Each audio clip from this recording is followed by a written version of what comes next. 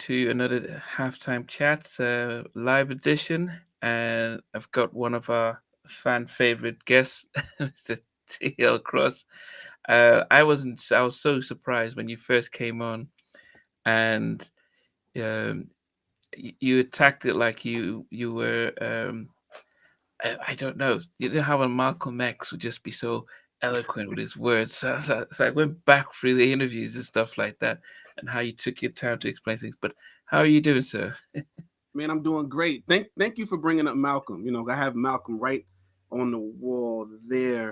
It Okay. always kind of reminds me that you can always have a second chance. When we're all fallible, like Malcolm was.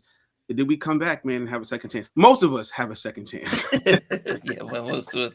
Yeah, no, it's true. I mean, this is Black History, Black Music Month, Black Yes. Music Month, and I guess I mean for yourself, who you tend to do your cross minutes. Sorry, cross minutes, Yeah, and you cross. really, yeah, and you really go through a lot of sort of things that most of us wouldn't have known about.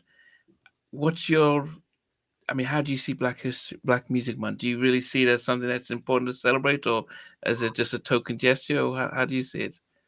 Um. Well, for me, it's Black Music Month every month. You know. Okay.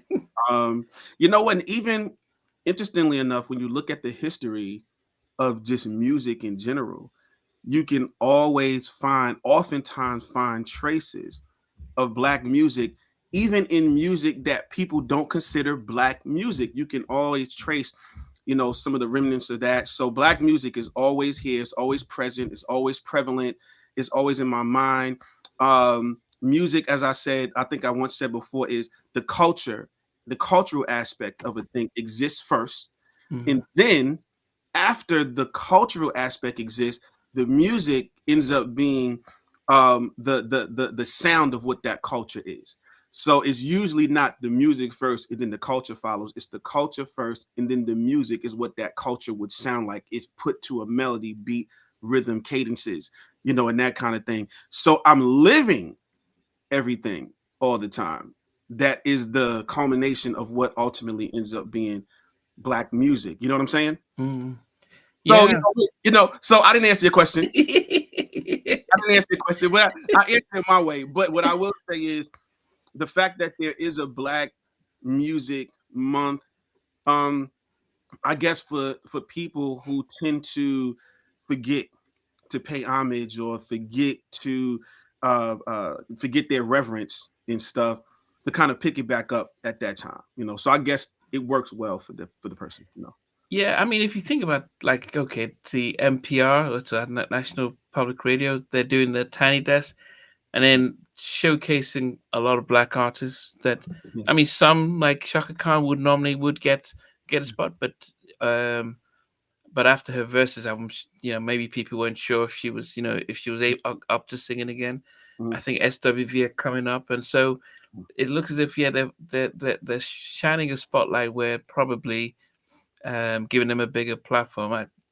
I mean, as I said, I have an issues with um, having those sort of Black History Month, because it's like, okay, let's do our thing, let's hear about Malcolm X and Martin Luther King, and then at the end of it, it's like, okay, back to normal. So Right. Right. I- it's a double-edged sword. Whether do we do embrace it and celebrate it? Then Yeah. what happens come July? Does Black music not get celebrated the same way? Right. Yeah. Usually historically, Black music is historically celebrated every day, but the Black people by whose culture it comes from are excluded from the celebration. And you know what I mean? So Mm, it becomes like, let's listen to, commercials, TV commercials, film, you know, all of these different references to things that comes out of Black music and Black culture, from the Temptations and the soul music in the Sam Cooks and all that stuff on to some of the hip hop and some of what we see today, but we don't see the faces. It's kind of like when you look back at the 50s and they had the music, mhm. but the artist, the picture wasn't on the actual cover. So we Yeah. can celebrate the sound of it. We can celebrate what the culture produces, but not the people. What happens is during Black Music Month, you start seeing the faces of the people. But then after it's over, they're like, all right, y'all can go back. You know what I'm saying? But we'll still be taking this with us. We're using this. You know what I'm saying? But Yeah.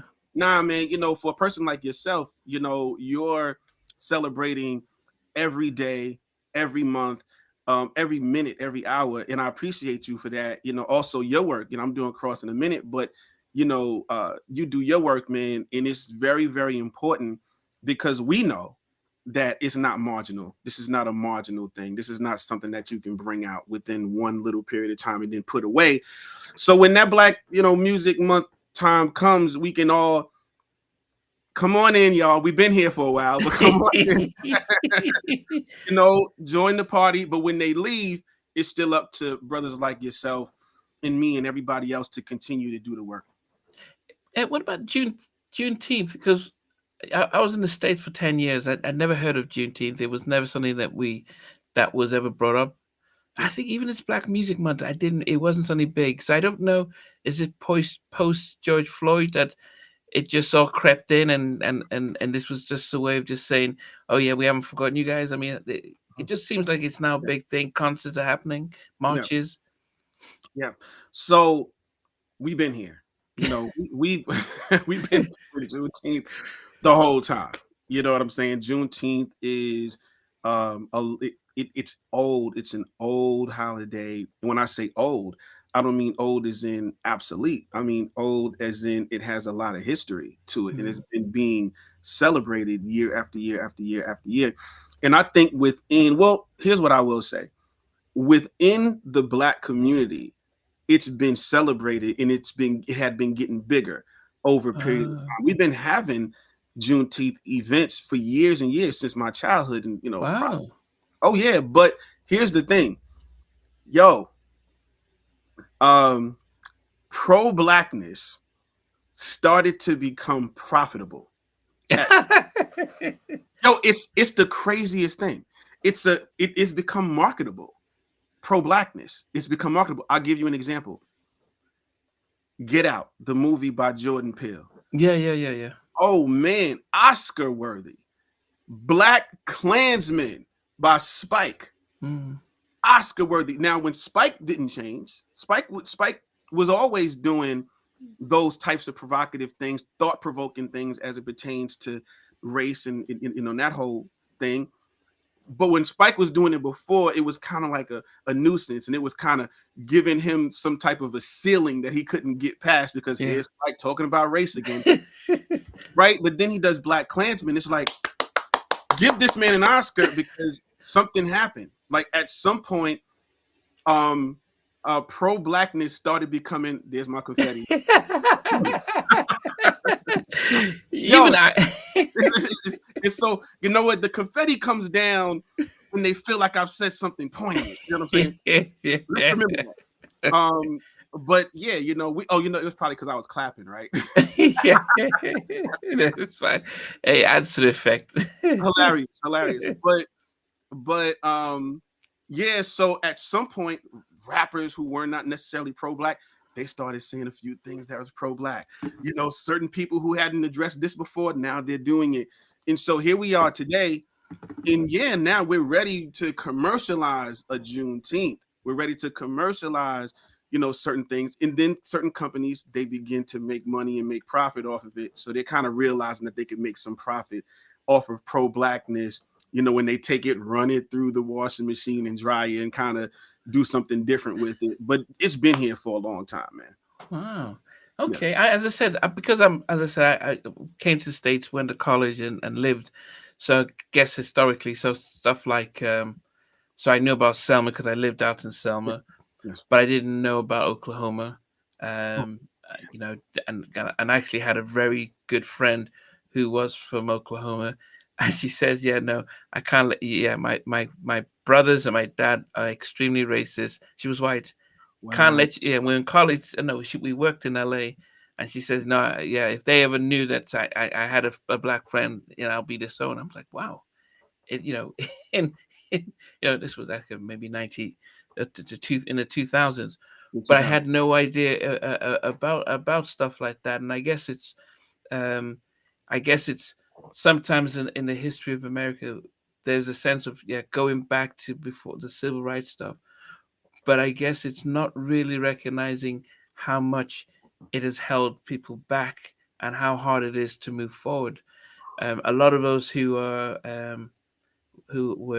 or African that came over to the States, we didn't have that baggage. And I remember coming at first in college, and people say, "Yeah, man, there's no point finishing university because the system's going to pull me down, Mm-hmm. and it's not going to work." And I'm thinking, what kind of nonsense is that? I couldn't understand Mm-hmm. because my dad and my grandfather went under segregation, so I'm not hearing the stories. I'm not seeing all this stuff.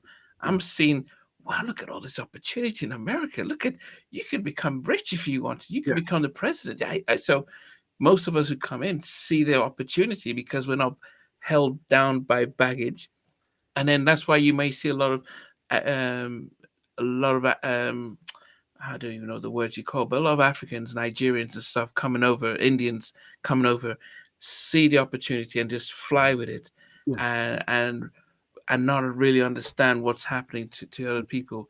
How have you, especially we spoke about growing up, crack epidemic and all the stuff that's been happening.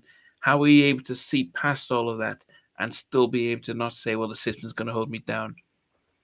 Um.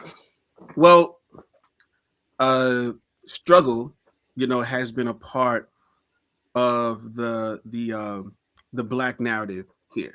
All right. I'll give you an example. My parents are from New Orleans, Louisiana. Hmm. My parents are from the Jim Crow South. All right. Like my parents are from the Jim Crow South. Like not my grandparents, great grandparents, my actual parents are from the Jim Crow South. When you see the fire hoses, the dogs, and you see Mm-mm. no colors and no that kind of thing, whites only, no cut. That was my actual parents' reality. All right. Um, so just to show you how close things are, I remember I was talking to my mother, and I said, "Ma, what did you learn from your grandmother?" Because when my mother was a young girl, she ended up running away because of some instances that had happened. She was 12, but she went to live with her maternal grandmother. All right, grandmother and grandfather, Mm. Grandpa Ross and Grandma Ross. Well, I was talking to her about her grandmother, and I said, "What did you learn from your grandmother as far as being a woman, being a lady, growing up? You were 12, 13, 14 under her. What did you learn from her?" Because I know that I was a recipient of what she may have learned from her grandmother and also her grandfather and stuff like that. So she told me some of the things that she learned, but it dawned on me. The woman that taught her how to be a woman in that whole thing, her grandmother, was Hattie Mae Richard. Hattie Mae Richard's mother was born in 1864. This is literally before slavery was abolished. Wow. The woman who raised, the woman who taught my mother as a young lady was born before slavery was abolished. You Wow. understand? That's how close we are to those generations. That's one. Um, Secondly, there's a number of generations from Adam Clayton Powell on down that fought for when they had the Immigration Act. They fought for black people who looked like you and me to come to America. Because what was happening was America was letting in The the Irish. Italians, the French, they're letting in the Irish, they're letting in and what was happening was with the Immigration Act, we weren't seeing our brothers and sisters from coming out of Jamaica, our brothers and sisters coming out of Trinidad, Guyana. We're not seeing our brothers and sisters coming out of Nigeria and stuff because America was they were kind of oppressing that. They were kind of leaving them out of that. And so there was a lot of movements here in America that was designed to try to get our brothers and sisters from these various places here and say you can't discriminate against the brothers and sisters coming out of Africa to come into America. You can't discriminate against the brothers and sisters coming out of the Caribbean to come to America. We want them here. Those are our brothers. Those are our sisters, and they came in. And over a period of time, we all kind of integrated into that one big Pan-African American, great Black group of people, Mm. that we are today. But it was a lot. It was a lot that the brothers and sisters here in America, brothers and sisters that are Black Americans, really went through in order to put certain things in place, to get those things in place. And then then everyone else comes over and we get together and we just become like this super group. You know what I'm saying? Mm. Um, and so I'm saying that to say that two things.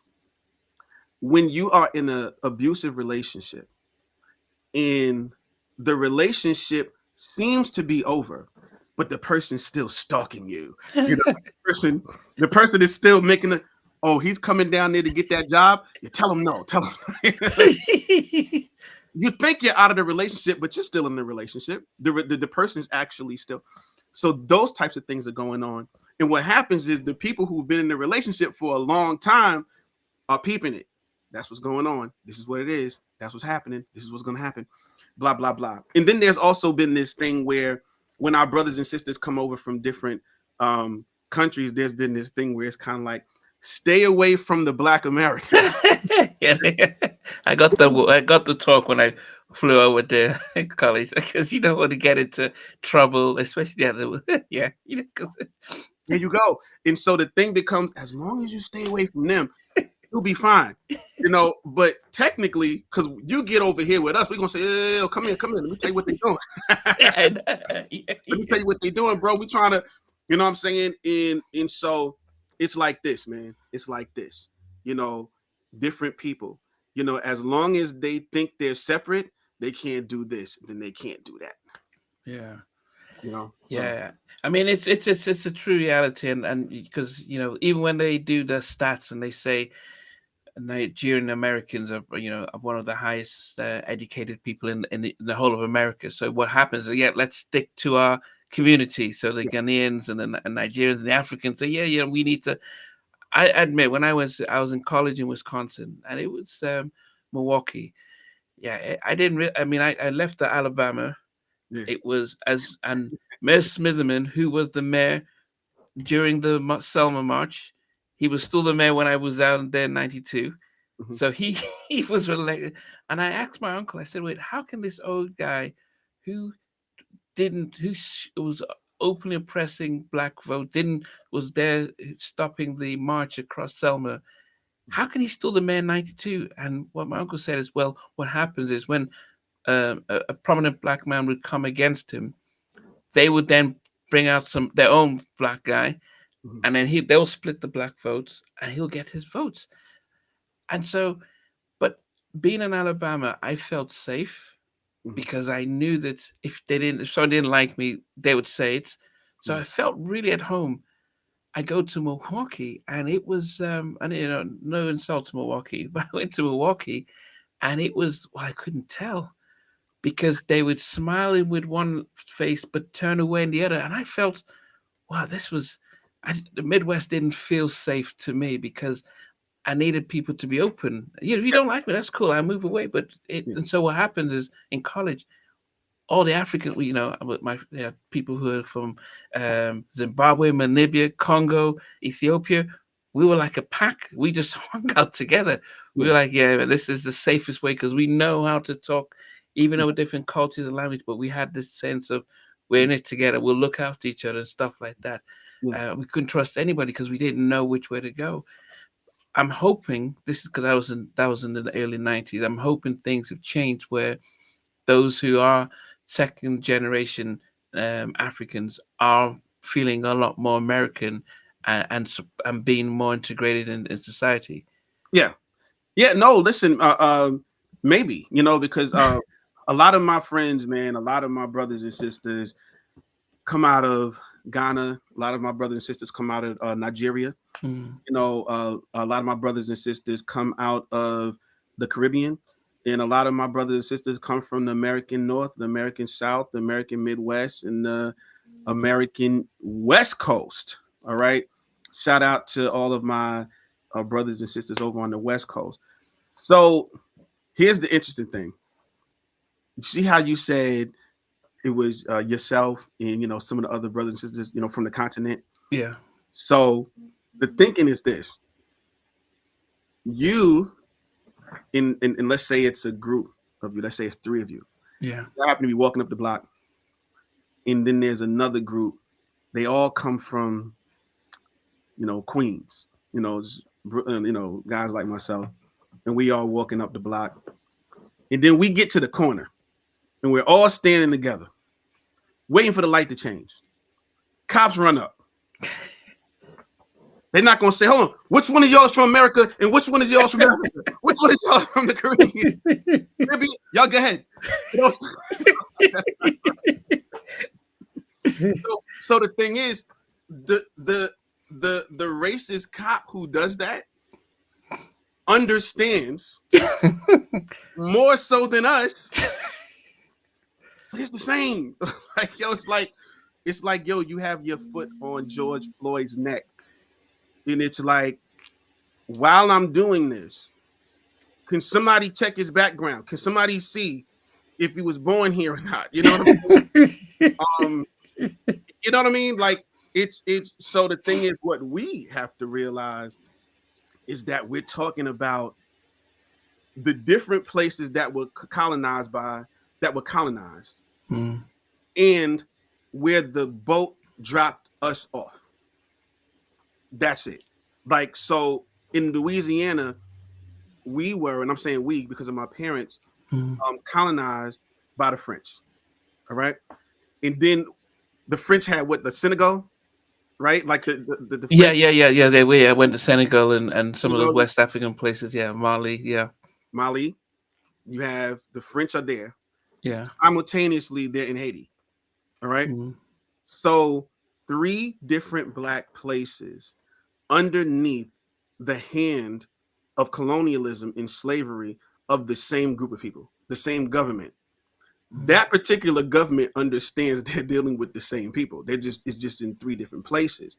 What we have to not do is look at it and say, I'm different, you're different, you're different. Now we may speak different languages. We may, this person to say, what's the difference between a person from a black person from this place and a black person from this place? We cook our chicken this way. They cook their chicken that, I mean, cool. Like we have different ways of doing things. They say the word something wrong. They say something, and then we'll say, yeah, man, what's wrong with him? Everybody know the word is something.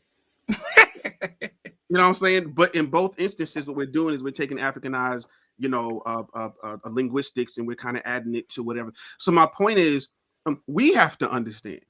As long as we get our understanding, I don't care what anybody else thinks. Yeah, yeah. And actually, that was one of the things that I noticed when I moved to LA, is that when you saw somebody who was like yourself, it was like, what's up, and you there was that connection. And I actually remember moving to the UK and doing that, and they're like, well, who, I don't know you. I was kind of walking off like that. But no, they felt like that. I think the longer I was out there, the more I felt like, look, I need to stretch out and connect. You know, I see someone like a Michael Jackson after he did the Dangerous album. He did the Remember the Time, and he sort of Soul Train Awards. And when all this stuff was happening, the community says, "Now we got you, man." And I think he felt the love. And even when he had this situation with Sony, he went back to Al Sharpton and the community, said that, we got you, Mike. We understand what's going on. And I think that there was a recognition that actually, people have been here fighting this battle for a long time, and you need to, they know a lot more.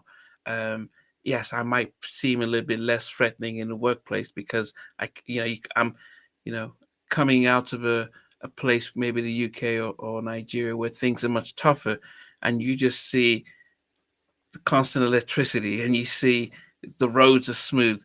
you're like, wow, this is amazing. And somebody says, get to the back line. Yeah, that's fine. It's actually better than the front of the line where I've just come from. So you kind of like, yeah, and so what happens is they see that and say, oh, okay, you're not fighting for anything. You seem to be chill. So they're more likely. As there was this guy, Emmanuel something, Ocho. I don't, Okay.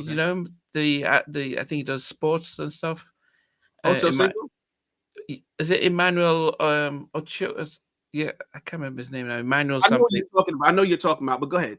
Yeah, I he got had you. a because his heritage. His parents are Nigerian, Yes. and he went on a podcast to say actually, one of the things because we don't have the baggage as those who are coming first generation Nigerians because there's a sense of our culture and identity. We seem to be less threatening to, say, the white population, Yeah. and hence they're more like they seem to be a lot more likely to welcome us in because we're not coming with the okay, we're ready to fight, and you guys have 400 years kind of thing. Now he said that, and I could relate and understand because I didn't. I saw when I moved to LA, I actually doors were opening because I didn't have the stuff that my friends out in Selma were facing, and I'm just like, hey man, this is great. This compared to where I just finished, this is a great place. But I guess it's the hope is because now there's the generations of Nigerians and others there that there's a sense of actually we need to work together. We need to be able to learn what they've gone through, but also teach them how we do. Like, yeah, it's happened. How do we now say, okay, use it for our fuel and stuff? Yeah. So yes, it's Emmanuel Ocho. Yeah. Somebody just put it in there.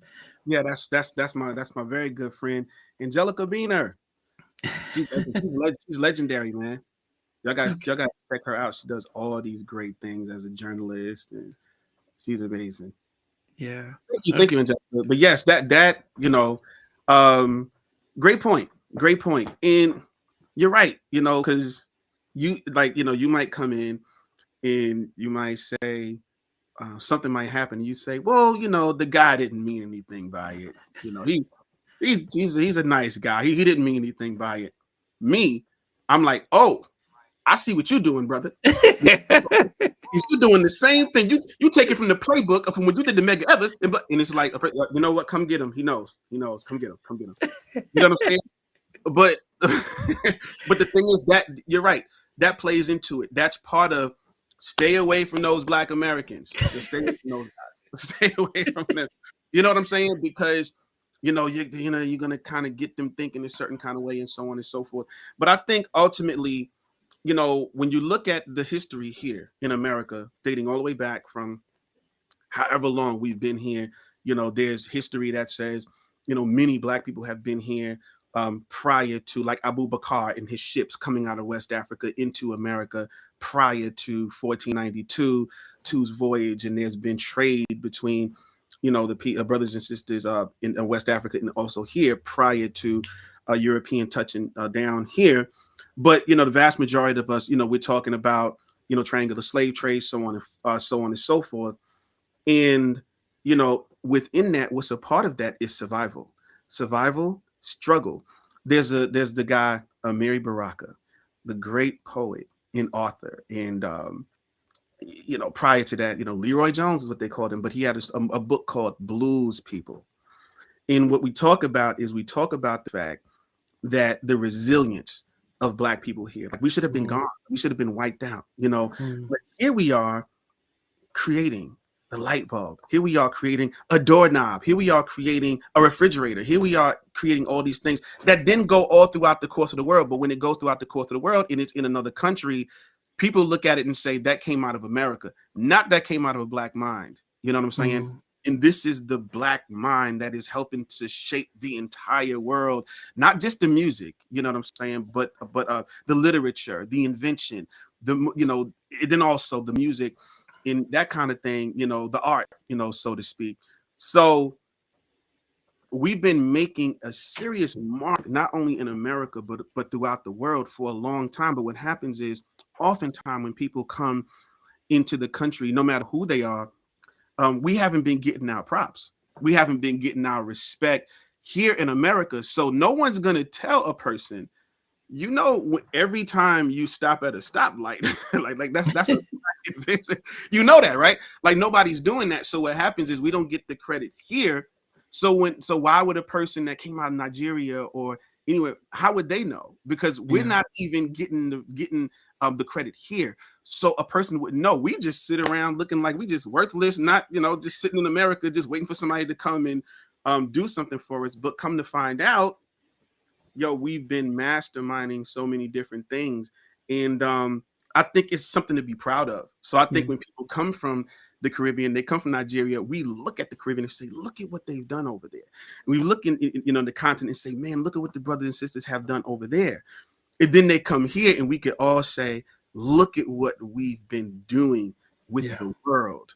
You know what I'm saying? Yeah. And let's kind of come together and let's continue to do big things and bigger things and bigger things and realize that we are a global people. If you are looking at yourself as just a small sect of something, you're going to get only but so much done.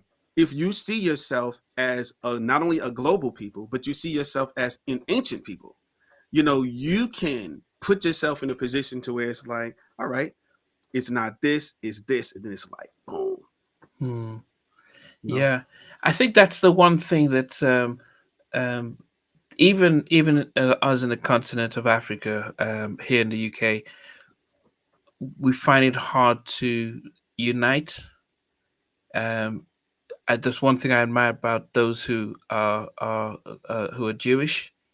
There is the sense of, yep, okay, you need. I remember I worked at Edmunds Entertainment back in 2002, and one of the guys, one of the assistants there, he said, yeah, his dad's a dentist, lives in Beverly Hills.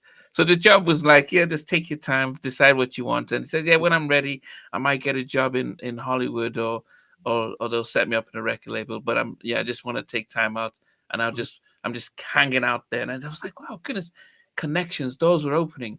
Mm-hmm. Indians, that's something that they're really good at. One person comes in, it's like, you want to shut up a shop, gets three other people, give the money. So we're not going to the bank. We're going to lend it to you. You build it up. You pay on us back, Yeah. and they grow as a strong community, and they keep quiet.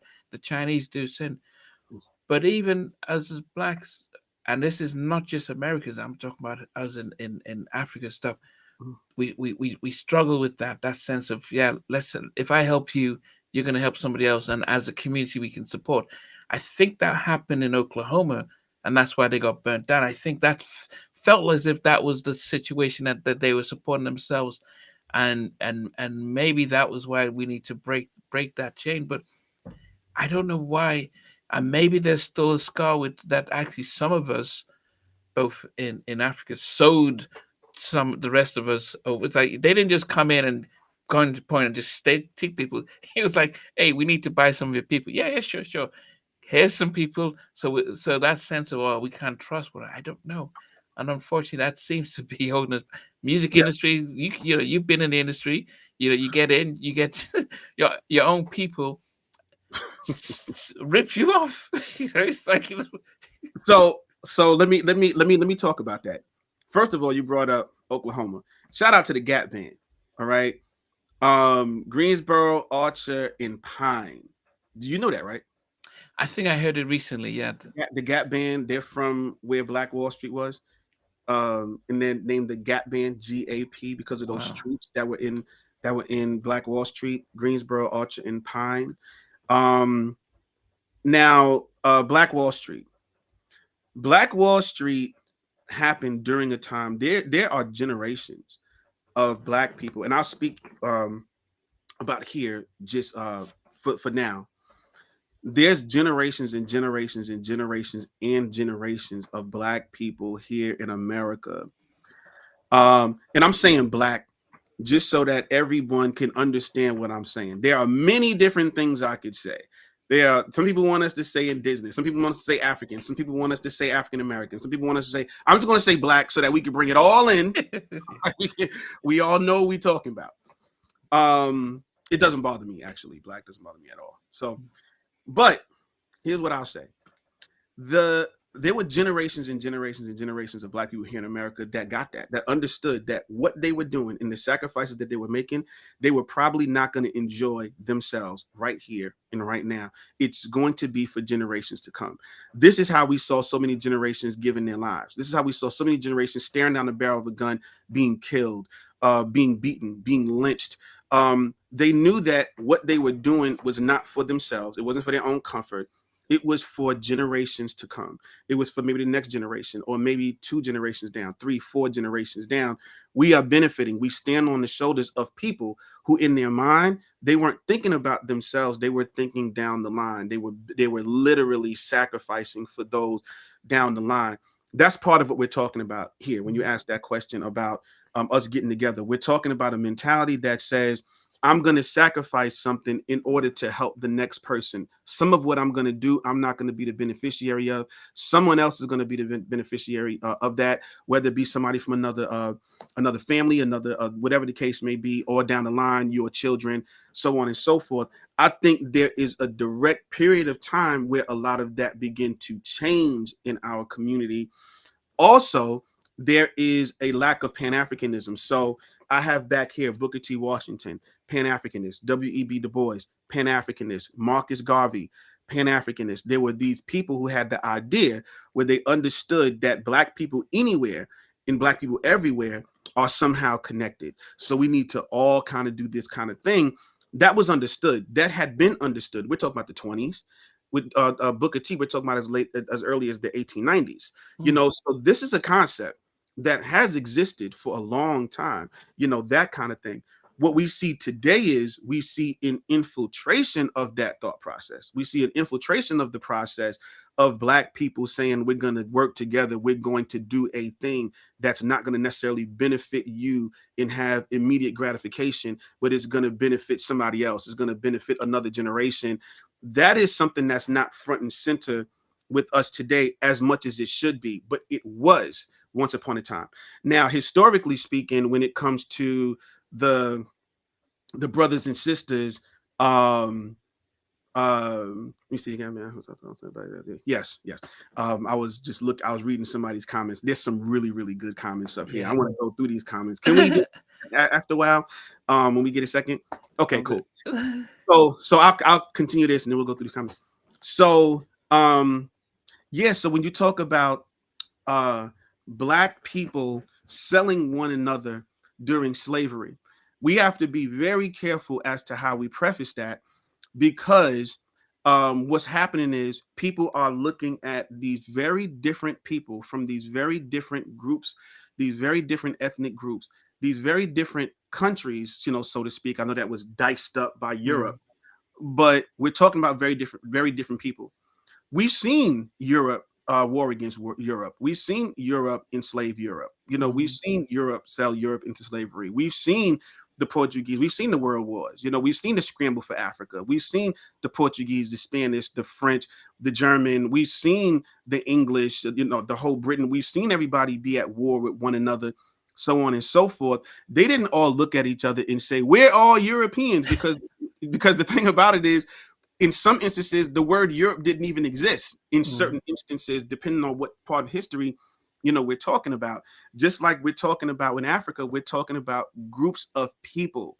We're talking about various groups of people. Over a period of time, we had Pan-Africanism, where we're looking at the entire continent as one group of Black people, per se, or you're looking at the entire continent of Europe and saying, these are all white people.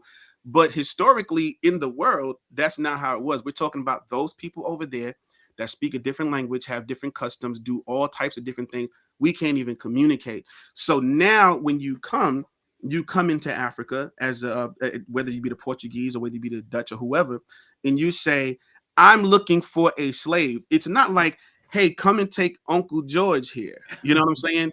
It's more like, there are instances, there's a few books I have here that we can, talk about, but ultimately we're talking about, do you have criminals here? Do you have people here that have, been nefarious, or do you have any enemies or whatever? We need slaves. It's you or them. They're foreigners at the time. This is what we're talking about. So now later on, we kind of, paint it with this broad brush, as we say, the Africans sold the Africans. Well, we don't say the Europeans did this to the Europeans. We don't necessarily do that. We say the Greek were at war with the Romans, and then the Romans took over the Greek. You know what I'm saying? We say that. We give them the dignity of giving them the identity of who they are, but we have to give the identity to these people from these very different places in Africa in a very ancient time, in a long time ago. Now we can look at it and say, all right, Pan-Africanism, let's get on the same page, no matter whether we're speaking different languages, so on and so forth. We have a commonality, we have a common enemy, it's an enslaver. So now we can kind of come together and do that. So that's what I wanted to be clear about. You wanted to go through some of the comments you said? I do. I want to say what's up to Cornelia, and I want to say what's up to, I said, Angelica. I want to say what up to my homegirl Rose and Ra and Keena, and I want to say what up to Chandra, and oh man, I see a lot of people. My mind, Taiwan Green. There's some legendary people on here, man. There's some people on here that are really, really, really legendary. But yes. So I'm looking at these. We retire music over here, and other countries pick up and go crazy with it. Yo, do you know the song that Morris and Slick had, the band that I was in? Happy Ending. Have you ever heard that? No. Oh man, you got to find it. So what happened was we found that I got to shout out to Jimmy Jam and Terry Lewis. We did this song with Jimmy and Terry. Come to find out, it's a big hit in Brazil, and they have like whole routines that like the whole party does, like the whole routine to like this song. I didn't even know it was really out there like that because we never really released it. Had an official release. To a shout out to the Bullets Gotti show. Angelica says, yes, so timely that you bring up Oklahoma. Supreme Court just ruled against the survivors of the Tulsa massacre. This is a great timely discussion. We must talk about this. See, it's things like that that lets you know the past ain't so long ago. And I think that's one of the things that we understand is we understand that it's like the past is not that long ago. In fact, check this out. W.E.B. Du Bois died the day before Reverend Dr. Martin Luther King's March on Washington. All right? The day before. This is W.E.B. Du Bois. Now, W.E.B. Du Bois was born 3 years after Abraham Lincoln was killed. All right? This is the Abraham Lincoln who freed the slaves. So let's put it in context. 3 years after Abraham Lincoln was killed, W.E.B. Du Bois was born. 3 years after W.E.B. Du Bois died, Janet Jackson was born. Oh, wow. That's how, see, the past is not that long ago. And this Tulsa thing right here is something that we need to discuss and something that we need to talk about, because that's the template. There were a number of Tulsas. There were other places. That's the poster child, Black Wall Street. But there were other places all throughout the course of America where we had these things happening. These Black communities with economic systems. There was, we got to talk about the Black church. There was about, I think it was about 7 churches in Black Wall Street. Well, basically the way it was at that time was if you have a new business and you say, I just opened a law practice around the corner. You go in front of the church in Black Wall Street and you say, this is, we've just opened it. That day you have clients, you have clientele, you have a whole clientele. We've just opened the supermarket. You announce it, you have these congregations, clientele. That's how so many movements started. The abolitionist movement, it came. So a lot of times people make the mistake of looking at the Black church as simply a religious place, whereas it's also served as an institution for economics and an institution for everything else. So many different things. All right. And what happens is, just like everything, it's kind of like when you look at hip hop, there's all of these great minds in hip hop, but the camera and the focus ultimately ends up on people who behave badly. Right. And then we say, how them rappers are. Right. And so this happens with Black people in every particular way. And I think that the institution that the institution of the Black church, but what we built as institutions like Black Wall Street, that's what we're trying to do right now. We're trying to get to that now. We're trying to take today in 2024, we're trying to do what they did 100 years ago, and we're having an issue doing it. So there's some type of reverence that we need to do. We need to study the brothers and sisters that got it done before, because there's something about what they're doing. There's something we're not doing. There are also new things that have been welcomed into society that didn't exist back then, that are now new obstacles that we have to, figure out and stuff. But we have to want to do things that we may not benefit from personally, you know? Yeah, I don't know. I mean, it's very hard to be that selfless to say, I'm going to put my life down like that they did in the 50s and the 60s so that somebody else could to benefit. I mean, that's in a material world like now. I mean, you probably lay your life down for your kids, Right. maybe a parent, but yeah, it's for somebody else. You Yeah. know, It's it's like, not. listen, it's like at this point now, it's like your friend comes to you and like, yo, man, they after me. And you like, well, what did you do? What did Yeah, it's like okay, I'm here with you now. no, Yeah, but the thing is, but you ha- we have to love us yeah, first and foremost. We have to love us. And we have to stop. I'm gonna use this buzzword. We have to stop othering one another. We have to stop putting ourselves in a position, well, he's a southerner, I'm a northerner, you yeah, know, he's Caribbean, I'm blah blah blah. There's nothing wrong with celebrating your heritage from the direct lineage of what it is, the people that you come from. There's nothing wrong with saying, yo, I'm from Barbados. Let's talk about the contributions of the Barbadian or the Bayesian community. mm, Let's talk about that. Let's celebrate that. I am from Guyana. Let's celebrate Ivan Van Sertima, and let's celebrate these people. I am Black American. Let us celebrate that line and lineage. There's a way to do that, like walking and chewing gum. There's a way to do that without throwing the next person under the bus. yeah, You know what I'm yeah, saying? yeah. Um, And I yeah, think that's just one of the things that if I can look back my own experience, is the fact that when I saw the other people, as I said, somebody was from Zaire, somebody was from Zimbabwe, somebody was from Ethiopia. We different language, different cultures, but we felt okay. We're strangers here. Let's connect, and yeah, we know what it's like in different places. And we learned about each other's culture, ate their food, laughed and joked about stereotypes, but we felt like we could trust one another. yeah, And I think, and this was, as I said, this was in the mid 90s.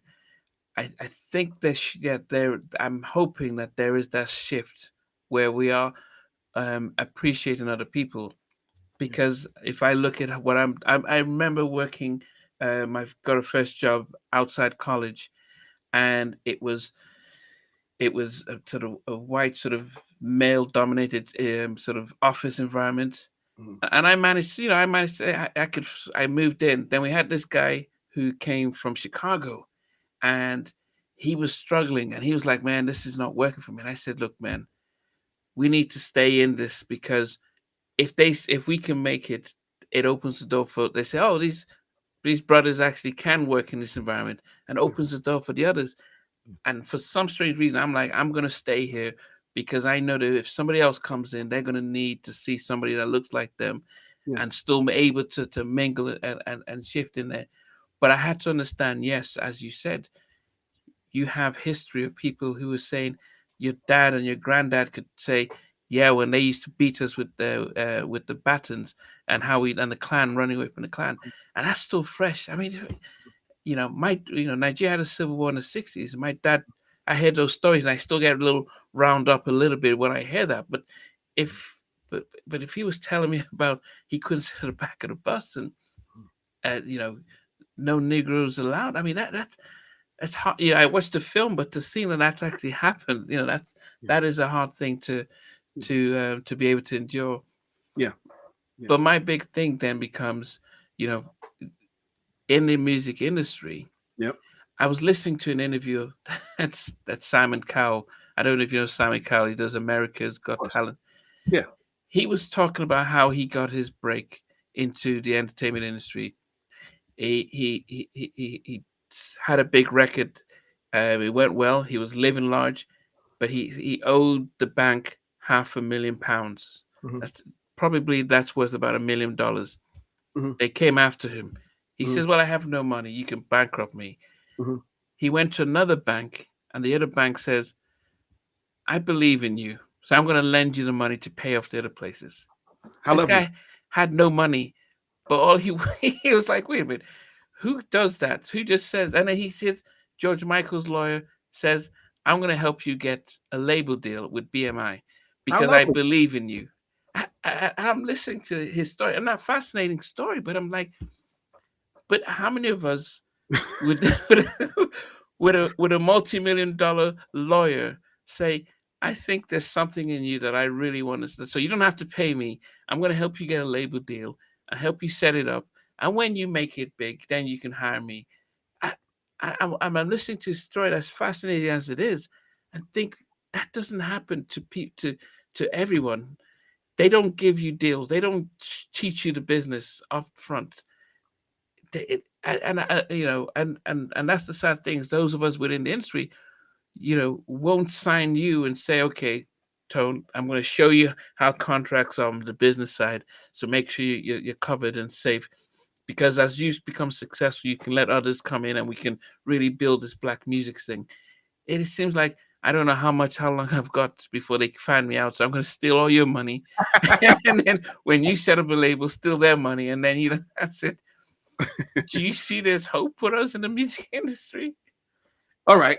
Let's deal with it. Let's deal with it. So, um, Simon Cowell, man, Simon, you're bankrupt, you're broke. We see something in you. Let's throw the bank at you. Said no black man ever. That's a whole different. I don't relate. I Yes. don't relate to that. I do not relate. But here's what I'll say. What I'll say is this: there. I've met different types of people in the music industry. I have met. Shout out to my man, Mr. Fingers, who's on here. That's my guy, one of my very best friends, Taiwan Green. Um, one of the very few. Well, you know what? I didn't meet him through the music industry. I met him through a a mutual friend. You know, in high school. So I will say that we were both in the music industry, but I didn't meet him through the music industry. I got to be clear about that. But there are certain people. I'm using him as an example. You know, and a lot of other friends of mine who represent a type of person that's in the music industry. I said the magic word, yeah. I've been waiting for the magic word. Um, so so these are people who are not capitalists. All right. So when you're a capitalist in the music industry, you only see dollar signs when you see a person. When you see a person, it's not a person. That's a bag. You know, when you see when you hear a song, it's not sentiment, it's not culture, it's a bag. All right. So whatever you need to tell that artist to change, whatever you need to tell that producer to do in order to get that bag, do that. You know what I'm saying? And no matter what that girl needs to wear, no matter what that dude needs to do, listen, if you need to act like, you know, you a hardened criminal, that's what we're going to do. That's how we're going to be able to sell you. You know, if you want to, you know, listen, we're going to get you a job at the strip club, sweetheart, and you're going to get on the pole right quick and then come back out. And then we'll say, all right, she's an ex-stripper and now she's a rapper. Let's go. You know what I'm saying? You're going to love her, you know, but the thing becomes money. So as long as there's a person in the game, that the bottom line is the main thing. Because what you're talking about, like for instance, when the guy said, Simon, come on, you know, I believe in you, that person was willing to take a loss. One. Two, that person may have not even had a boss. Literally not had a boss. You know what I'm saying? Like, So here we have some people you run into, and they're doing whatever they need to do just to keep their job. That's it. Because they're coming out of a community that has not. They're coming out of a low income community. They're coming out of these communities where the jobs and the opportunities are very minuscule. So it becomes, I'm in this music industry, but I am trying to do all the things that's going to allow me to keep my job. That means I'm going to look at the chart and I'm going to say, everybody's talking about blank. That's what I need you to talk about. Everybody's doing blank. That's what I need you to do. All right. I'm going to literally play it as safe as possible because playing it safe is going to allow me to keep my job. So we'll see a lot of survival mode Mm. by people that's operating. So they're not taking that opportunity. They have a boss who they could be fired immediately. They are playing, they're in survival mode and they're trying to keep their job. These are the people who are not going to operate as a visionary. They're not going to take a chance. They're not going to do anything that's going to jeopardize that. And they ain't going to let you do nothing to jeopardize. To jeopardize. They be the first person, get out of here, because sorry, boss. I know he started talking that black stuff. Yeah, he made you uncomfortable, right? Yeah, he's not anymore. Yeah, I don't like him either. But that's that person. But then there's that person that's in there, and it is about the culture. It is about the art. It is about taking a chance. It is about being a visionary. It is about saying, I believe in this. I'm going to fight for this. You have less and less and less of those people and more people that got into it, not because they care about the culture per se, but this is going to be a lifestyle change. This is going to allow me to drive what I want to drive. This is going to allow me to get all the girls, live in the community that I want to live in. It's going to allow me to take the trips that I want to take, to wear the jewelry that I want to wear, to be able to have a money phone, to be able to go online and say, this is what I'm doing, and yada, yada, yada. So there are people who get into music for the purpose of lifestyle. That person is not your ally. That person is not your ally at all. You know what I'm saying? Unless you're just going to do whatever it is that they're asking you to do so that the bag can be gotten, so on and so forth. But a person like you who cares about the culture, myself and these people who are right here on this live with us, these are the types of people who care about the actual culture. Shout out to Marvin Gaye, man. You know what I'm saying? That's the culture we talking about here. So we care about that. And those types of people are oftentimes going indie, going independent. They're doing their own thing because they're knocking on doors and they're saying, listen, y'all, there is a a way that middle America or white America sees black women. They are loud, they are angry, they are overly sexualized. There's a way that middle America or white people in middle America see black men.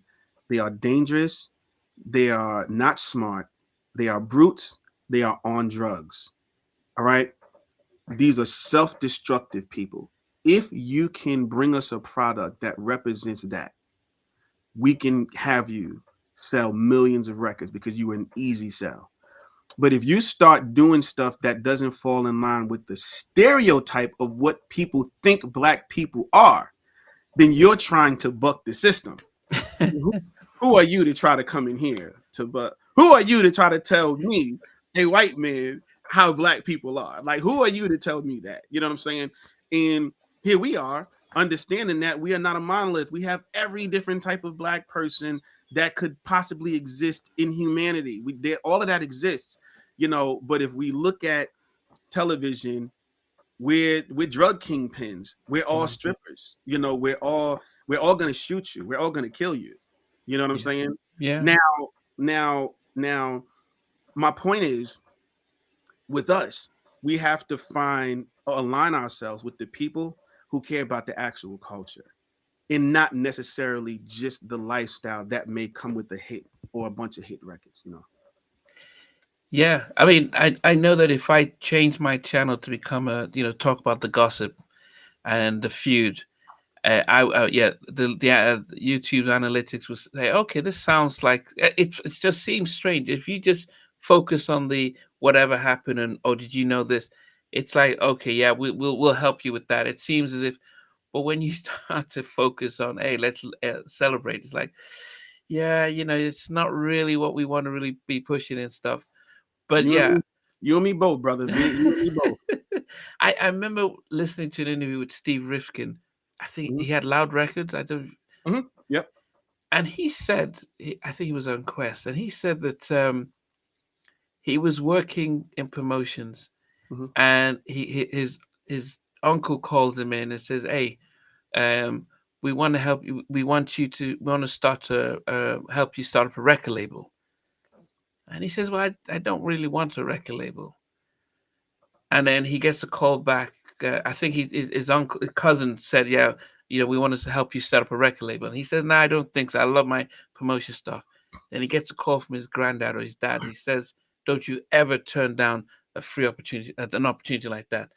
So he goes and forcefully has to start a record, and he's does the record label, does well. He gets a call from another family member saying, "Hey, do you want to come and produce a movie?" He says, "Oh, I don't know anything about producing a movie." "Yeah, you don't need to. Just come over here." It, and he's telling this stuff, and I'm like, "What?" And no hate. It's like that's really great that you have connections that somebody could just say, "Do you want to be a movie producer and stuff?" Yeah, yeah. Dallas Austin said that he couldn't get Drumline made because they told him if you want to get it made, you need to have somebody who's Jewish on the project. mhm, So he remembered. He said, "Who do I know is Jewish? Oh, my publicist is Jewish." And then mhm, she says, "Yeah, yeah, I'll help you do it, but I'll make the money, and I'll take the billing, and you can be an associate producer." But and he was like, "Well, I'm so passionate to get this movie made, I had to do that."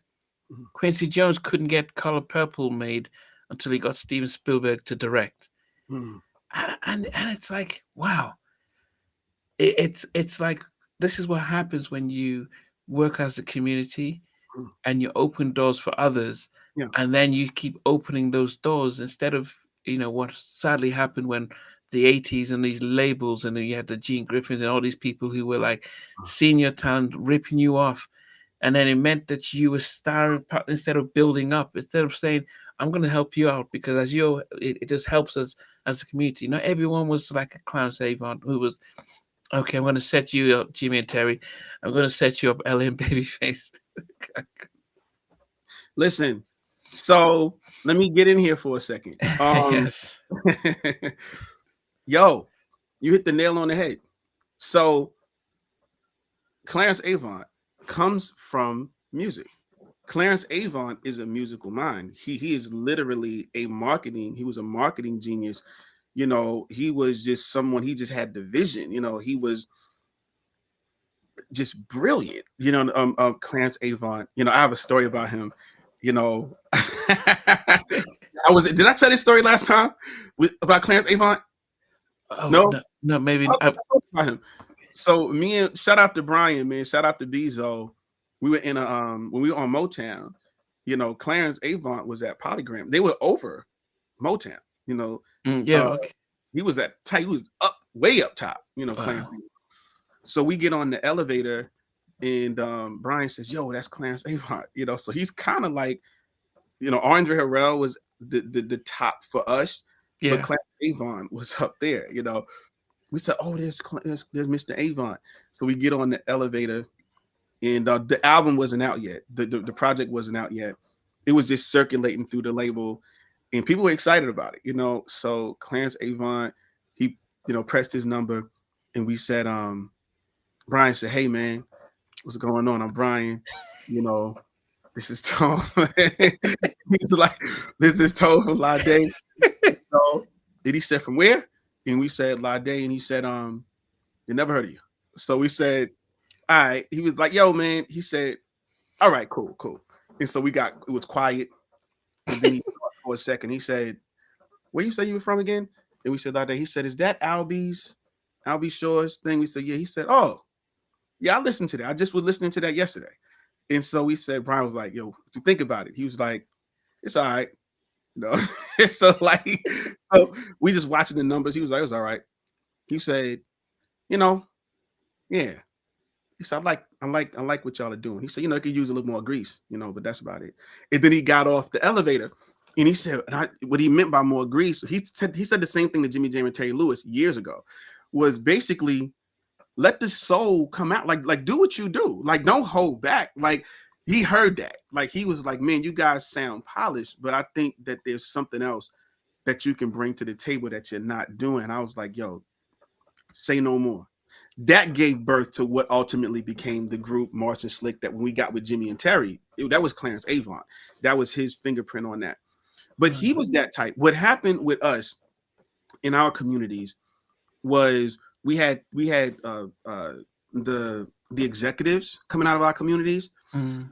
in the artists. Let's put that in one column: executives and artists. So let's say the executives. Let's say take my borough for instance. You know, we would have the Marley Marls. You know, we would have the uh, Russell Simmonses. You know, we would have the Herbie Lovebugs, and these people that had these different crews and cliques, and then even prior to that, Fatback Band. You know, we had all these various people. Ultimately, at that same time, there was another lane. All right, in the other lane was drug dealers, hustlers Mm. from the neighborhood. So I ain't gonna call no names, but it was a bunch from my neighborhood that they weren't in music. They were just in the streets. What ultimately happened was hip hop started making, I'm truncating this, but hip hop started making so much more money because at some point they were making more money than the rappers and the executives. Mm. At some point, the rappers started making more money. Many of them got caught up into the war on drugs, went in jail, came out, so on and so forth. We started seeing an influx of the street hustler becoming the executive, signing rappers and getting behind all of that. We saw a lot of that happen. So even the ones who bragged Big, about they used big to part. hustle and stuff, they used to, so they weren't even hiding the fact that they came from the streets, they were hustling, and they thought, we can launder our money within the music industry. Well, part of it was, nah, we're gonna come into the music industry, and that's gonna be our new hustle. Our new drug is gonna be, instead of the drug, it's gonna be the artist. It's gonna be this person who raps. That's the drug. That's what we're selling. So we're going legit, basically, is what they're saying. we're going legit. In the product is the artist. The product is the producer. The product is this whole thing. And we saw an influx of that, begin to happen as well. All right. And so the bottom line really was money. That's the bottom line. Like the bottom line was money at a certain point. And then to your point, where did the Clarence Avons go? Where did those types of people go? Those types of people came into the business and they had to kind of do these deals, whereas these drug dealers were coming into the business with their own money and saying, we're going to shoot the whole video. We're going to put the whole project out and we're going to do it independently, Mhm. and that kind of started sweeping through our community, as well. And I mean, the other thing Simon said was the group One Direction. He said his biggest regret is that he gave them the name and almost didn't even tie them up to a 7 album deal, and all of them collectively had to be signed to him. It's like, I've opened a door. Here's your name.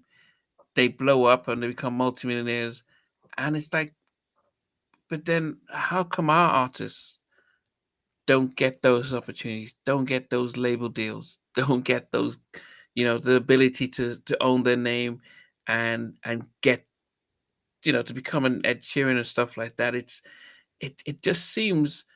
I mean, it took someone like Michael to him to really, he worked from a child, so it wasn't like he just came out as a 12, 15, 20 year old and did off the wall. I mean, he'd been hustling since he was a kid, so he's worked hard on that. So uh, you may say Beyonce, but it's just, Prince. But Prince has gone through so much, and he lamented about how they took all his stuff. But what do you think? You signed a deal and stuff. You spoke about your lawyers, that our executives aren't saying, let's give you not just a fair deal, a great deal, so that actually when you're successful, we're successful, and we can launch out. I'm still, I'm I mean, what you got first hand experience, so you should. I mean, whether it's Motown or Uptown or LaFace or Man, this would be a beautiful world if people said, let's be fair. Let's just, let's just be fair. You know, Imagine, imagine how politics would be. You all, voted for me. Let's let's do the fair thing, like for everybody. Let's just be fair. Yo, that would be crazy. Like that's a crazy concept when you think about it. That would really be amazing if everything was just fair. I would love that. I try to operate that way. I try to be fair. My aim is always to be fair with everybody and with everything I do. And I have done like business with, let's say, Jimmy Jam and Terry Lewis, and it's been fair. You know what I'm saying? I've met that person, who is like, let's do things fairly. The music business is designed to say, I have a business proposition for you. My lawyer is going to set it up so that I everything leans in my direction heavily. All right. Your lawyer is supposed to take it and then say, let's get it back to lean more towards you. Mm. And then we try to find something in the middle. All right.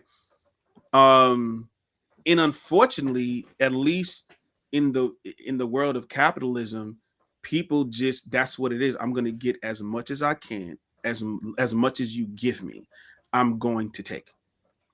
And then you have to be willing to walk away. The inability to walk away ultimately takes place in it too, because I'm behind in my rent.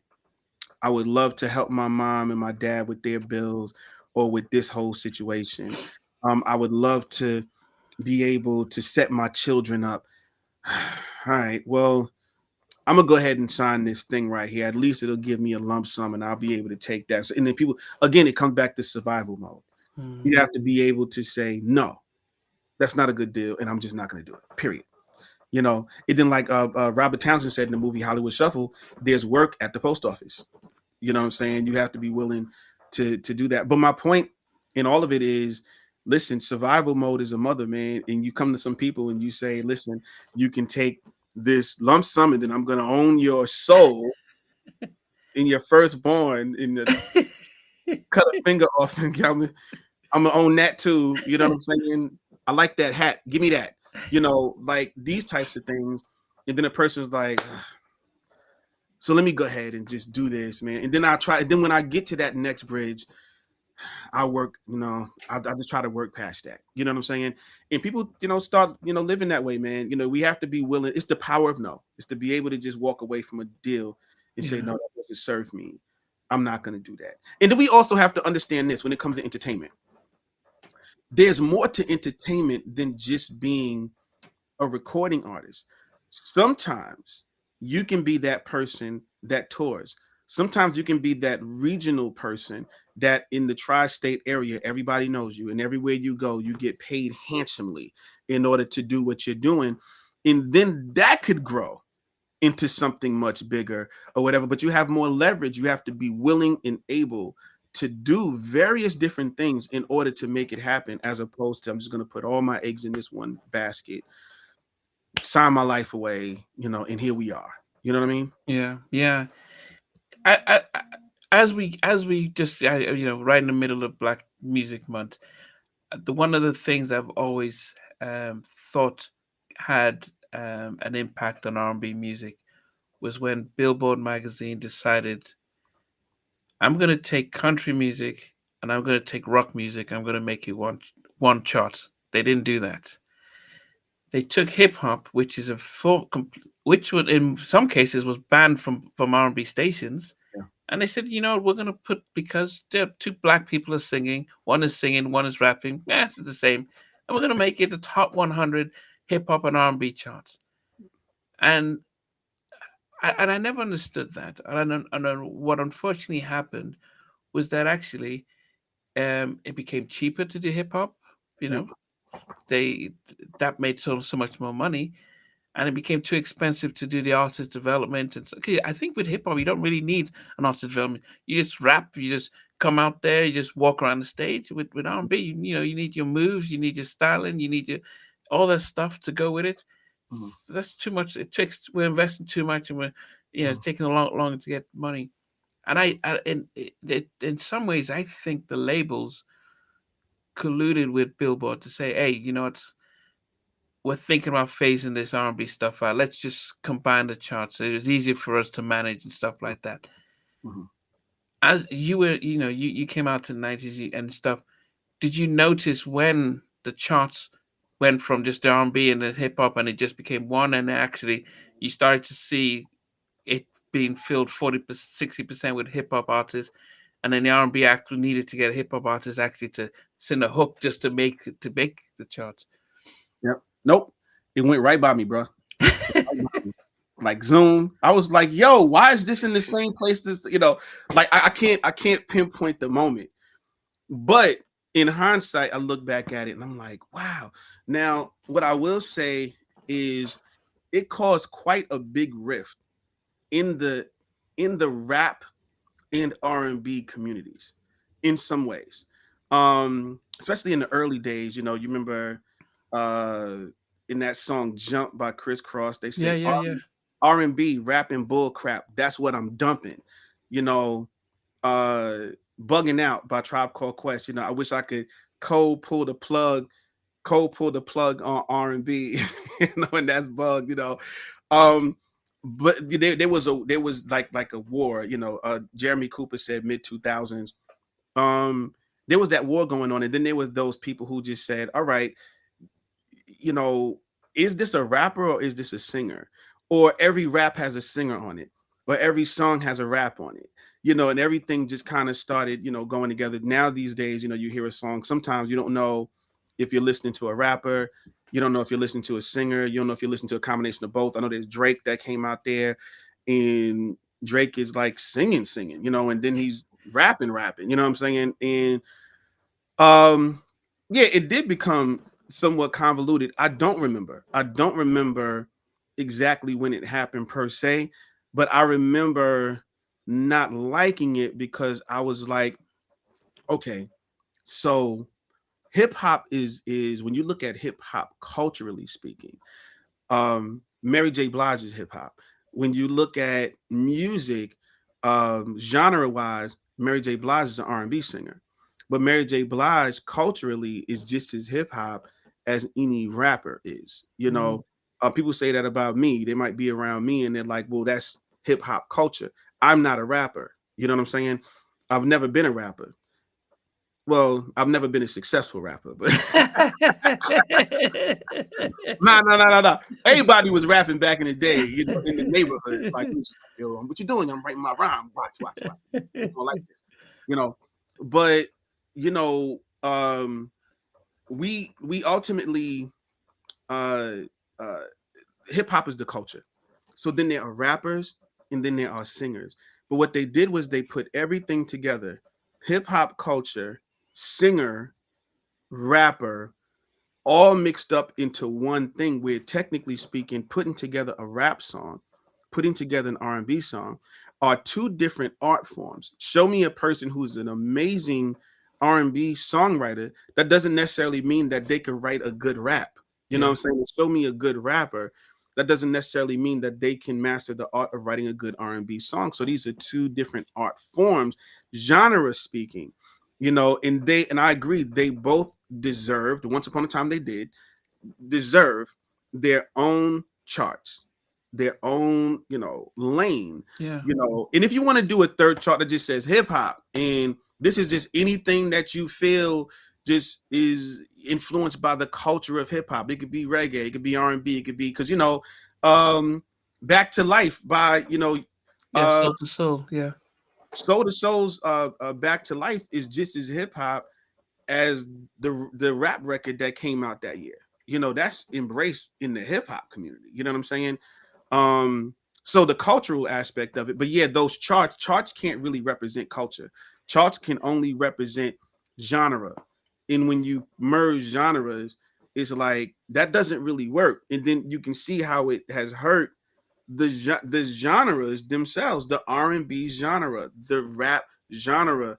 You can see how it hurt the two. yeah, Some good things have come out of it. Listen, we were always going to collaborate.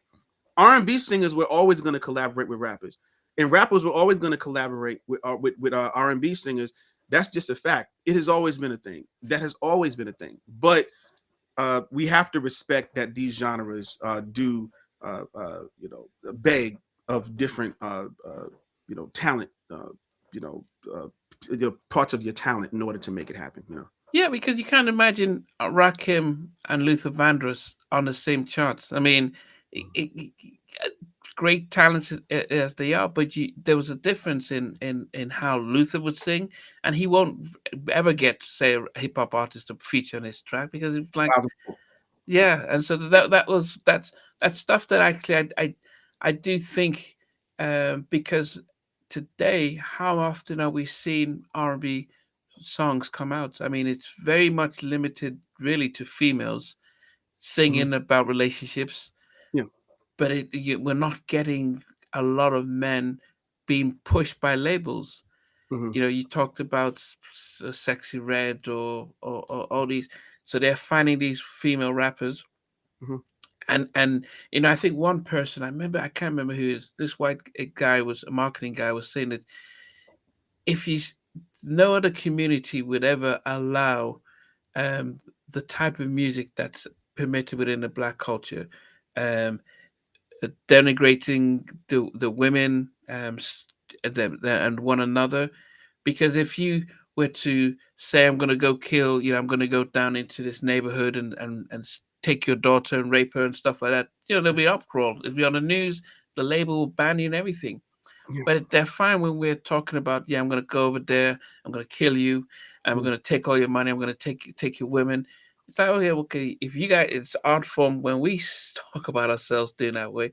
But if we were crossed over and saying we're going to do this, or when Ice T says cop killer, oh, what's going on? This is not art anymore. This is a threat to terrorism. Yeah. You do your hip hop historian. I mean, do you think they're fine with us denigrating ourselves as long as it's ourselves? Does this Good. fit the narrative that you're saying that, yep, this is how we see it? So as long as you're talking about it, it's safe. 1,000%. Yes. So which comes back, and it begs this question: how do we see us? Um, what do you want to hear a man say? What do you want to hear a woman say? What do you want to hear when you listen to a song? What do you want your children Mhm. to see when they look at a singer or a rapper? Maybe some rappers are not for your children. Maybe some rappers are for children. Like, there's always been rappers that was more fun loving, maybe ladies man, love, or whatever the case may be. And then you had stuff that was a little more adult. But the question becomes, how do we see us, and how should we want to represent ourselves by us, for us? Mhm. Meaning, if there's a cultural thing happening, and you mentioned earlier, you mentioned brothers and sisters coming out of India doing certain things. Come on, start your business, and we're going to funnel this. Yeah. So if we're talking about Indian culture, and we say, let's define it. Let's define what Indian culture, and let's say I am an Indian brother. Um, I am. Let's define what Indian culture looks like. Let's define what Indian culture sounds like. Let's define, when you venture over into this right here, that's no longer Indian culture. That's something else. How do we present it? And then I'm using that as an example because oftentimes with us, we present a thing, we create a thing, we give it away to the world, and then we're like outsiders looking in, of the thing. So my thing becomes, well, as a man, as a songwriter, and as a singer, how do you want to be seen? What kind of song do you want to present to the world? Who are you? And as a consumer, what do you want to hear? Because I know a lot of people that they can't, it's hard for them to listen to, if they want a song that explores something like a crush, Mhm. just a feeling of, I think I kind of like this person. I may be kind of falling for this person.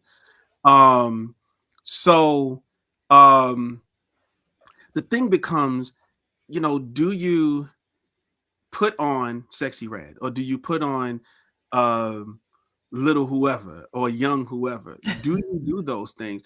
Does that speak to the sentiment that you're looking for? All right. And if it can't, yo, unfortunately, well, not or fortunately, I shouldn't say unfortunately, you got to go and you got to find the Marvin Gaye. You got to go put on the stuff that speaks to that. You know what I'm saying? So the music should reflect all of these different things. So to answer your question, yes, 1,000%. An outsider, doesn't care, about how we present ourselves, and will be, historically more comfortable, with black people being this and black people being that. But we define us. We should always define us. And ultimately, we always should stick to our guns to say, this is what our culture is. This is what our culture looks like. This is what our culture sounds like. And this is what we're going to do.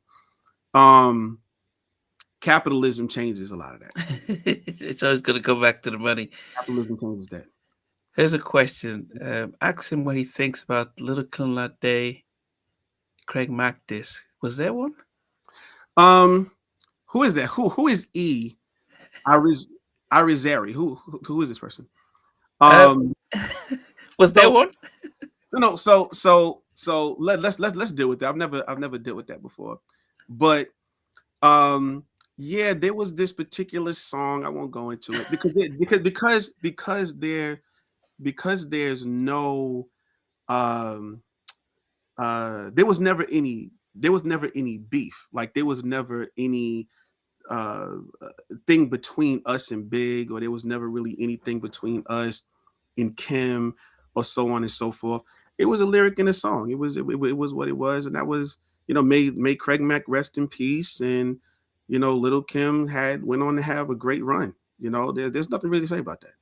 Okay, okay. I didn't realize that. Yeah, it was just a question that came out. Okay. Um, But who is E? who's Who is this no, person? I don't know. And this person knows about Morrison Slick, so that's what's up. Okay, okay. Yeah, it's okay. So I mean, I guess most of us probably wouldn't. Let's get it right. Yeah. Mhm. This is yeah.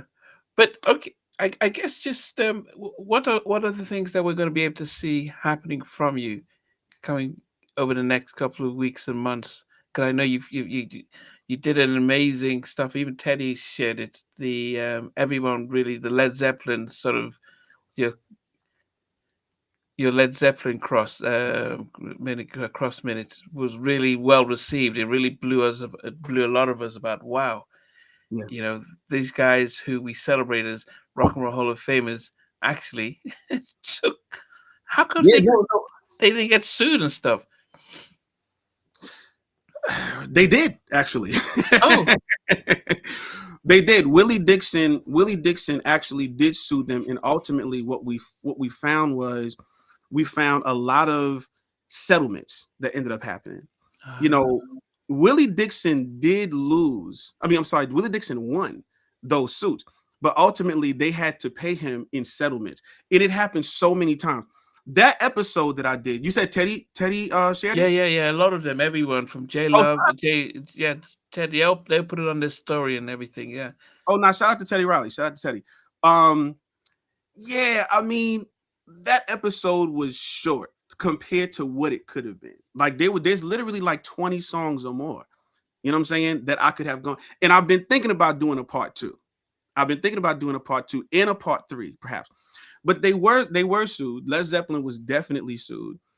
And what they had to do is they had to start putting Willie Dixon's name on the songs later. Oh, okay. So if you buy a new version of some of those songs, you'll see Willie Dixon as one of the writers. But for a long stretch of the time, he wasn't on there. So when the family sued them, they had to do back pay with the settlement. So we never got the details of the settlement, but we know that the settlement was like out of this world. The only problem with that is some of the people that they uh, uh kind of jacked or stole from, so to speak.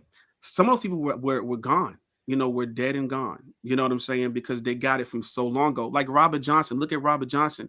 Robert Johnson was gone as early as the 1930s. And some of those things that they took were from the 1920s, 1930s, and 1940s. All right. In others, those people were literally still alive, still there. Bo Diddley is still alive and still there. Muddy Waters. Shout out to the Rolling Stones, who actually took Muddy Waters on the road with them during his time of being alive and watching a lot of those things. You know what I'm saying? So here we are. Muddy Waters was painting the ceiling when the Rolling Stones they went to Chicago because they wanted to record their music in the same place as Muddy Waters and Howlin' Wolf and stuff. Just maybe there was something in the air that would get into their music or whatever the case may be. When they got there, Muddy Waters was literally painting the ceiling. Wow. All right. And they was like, wow, he's doing this for money. Come on the road with us. So shout out to the Rolling Stones and the Beatles and some of the other ones who really, really did give um, uh, those artists like props. You know what I'm It saying? does seem like okay, you do hear the Beatles talk about Little Richie and like no, but we took our stuff from him, so he did it first, and you do see the Rolling Stones. Surprising that Led Zeppelin probably and maybe others decided, we can get away with this, Mhm. and but then they go after other people. So but I mean, how long does it take when you do those research before you put it out? So how long say that one more time. How long How do long you does it normally take for you to do that episode? Because it felt like you've got to go through the archives and research and stuff. No, man, let me tell you something, man. You see how I'm sitting here talking to you? Sometimes I have an idea and I sit in front of my camera and I just talk like for a period of time and I tell the story and then I edit it to be like a certain, you know, length. And it started as crossing a minute, but man, it's That's hard. just, that was like 5 minutes. That was a long. Yeah, like it's hard to do a minute, well, I mean, especially when if you're talking about an artist, if you're talking about artists like Led Zeppelin, that there were so many songs to cover, there's no way. Mm. There's no way. So I'll start it, and I'll say, I'm probably gonna need more than a minute for this because I already know how long it's gonna end up being. Yeah. Did, was it? You said met you at Farmingdale University back in '94. I don't know what this person is talking about. I was born in 1999. You know what I'm saying? So I'm joking. I'm joking. Um, no, you know what? Shout out to Farmingdale University because, man, listen, being from Queens, we used to end up out there a lot. We used to end up, shout out to Is it in Darren. New York? Farmingdale is definitely in New York. It's in Long Okay. Island. It's in Long Island. Basically not far from where like the leaders of the new school from Busta Rhymes, Okay. where they kind of came together and stuff like that. But yeah, listen, man, we were all over the place. We did some stuff in New York. We did a lot of stuff in New York. You know what I'm saying? But we also got outside of New York. But shout out to Farmingdale and shout out to my man Winky, who actually lives near Farmingdale these days. Wow. Just as you said, you haven't said. So, what should we expect over the next 6 months before the end of the year? you know, you're making me work here, man. So there's Cross Academy of Performing Arts. All right. Okay.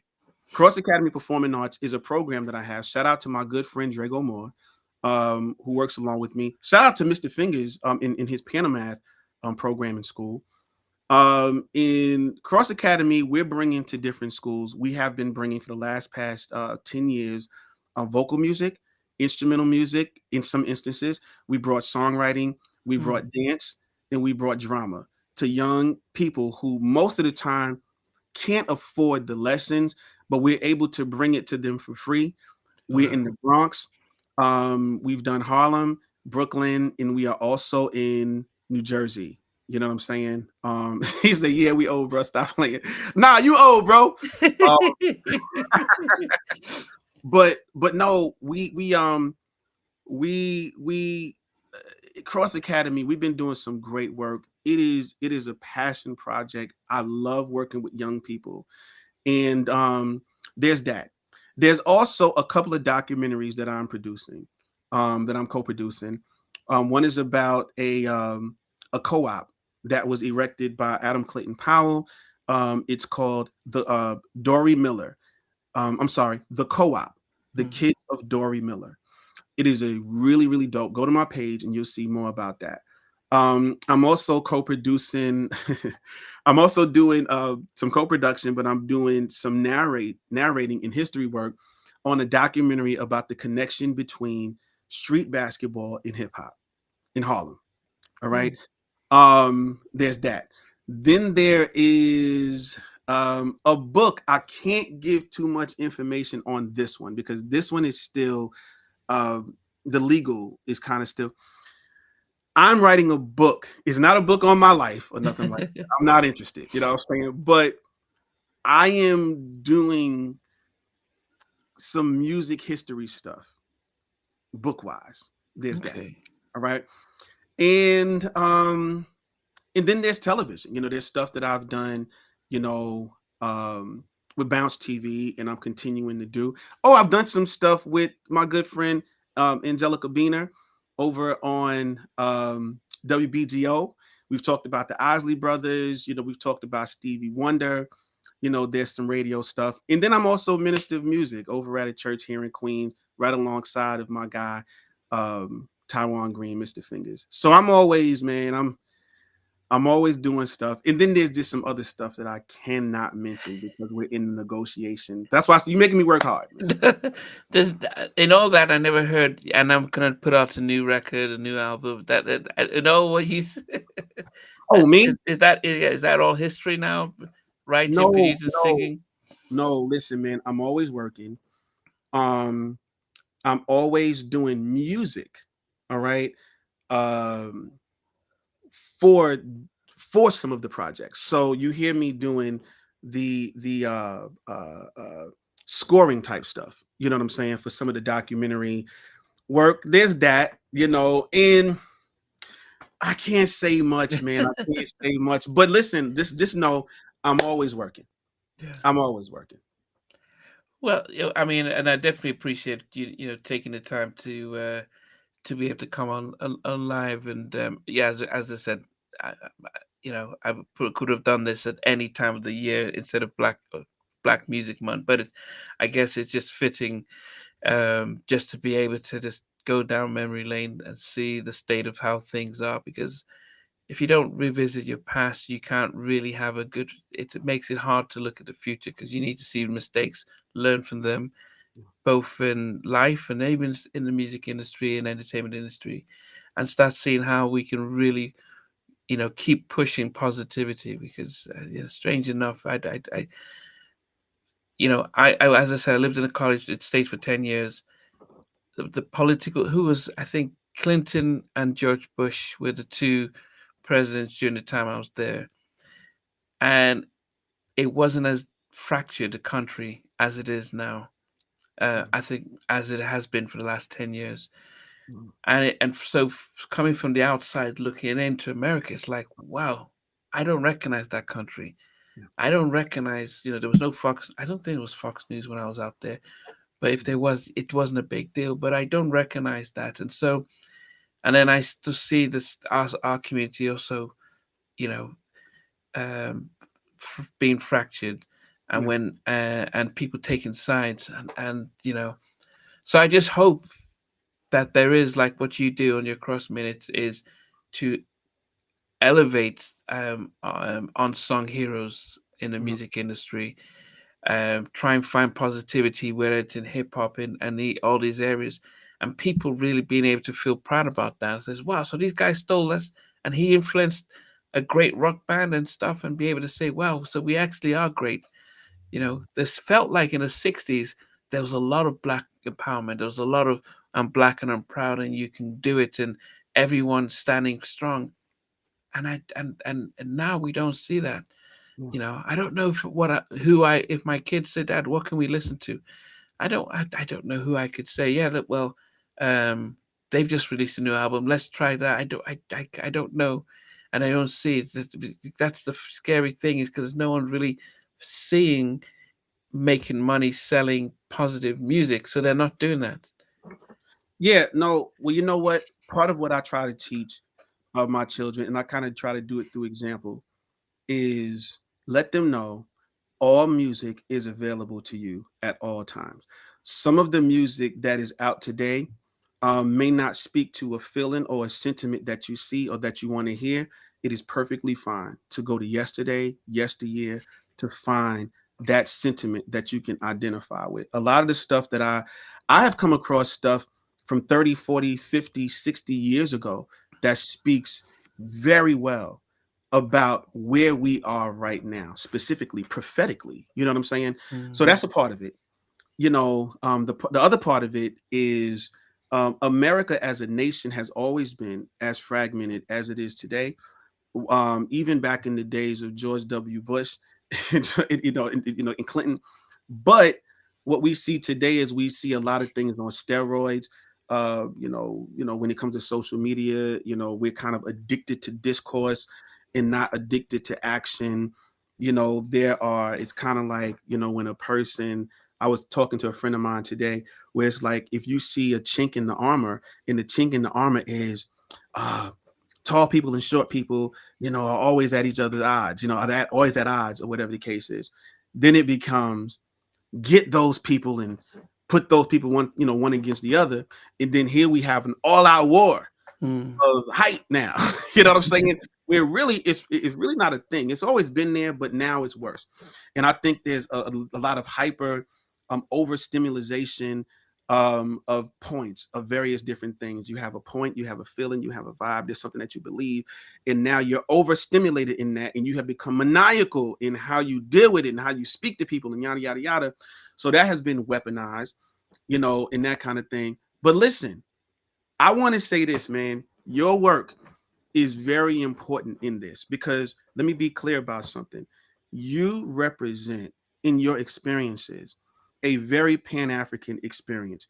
You have the continent of Africa in there in your experience. You have abroad being a part of a Black community outside of America and outside of the continent like Europe. And then on top of that, you've lived in America and you also understand a Black American culture and stuff. So what you're doing is very important. You're bringing a lot of people together in all of what you're doing, and you have a very unique perspective. And I appreciate you for coming on here and us having these conversations in this discourse, man, because I really enjoy talking to you. That's for one, and for two, your outlook. You are very knowledgeable. Trust me, my brother. You're more knowledgeable than a lot of people born and raised right here about the stuff right here. You're so knowledgeable about it. And I want to say thank you, for the opportunity to do this and keep doing the work, man, because we have to continue. And I see a lot of people on here, who are doing a lot of work.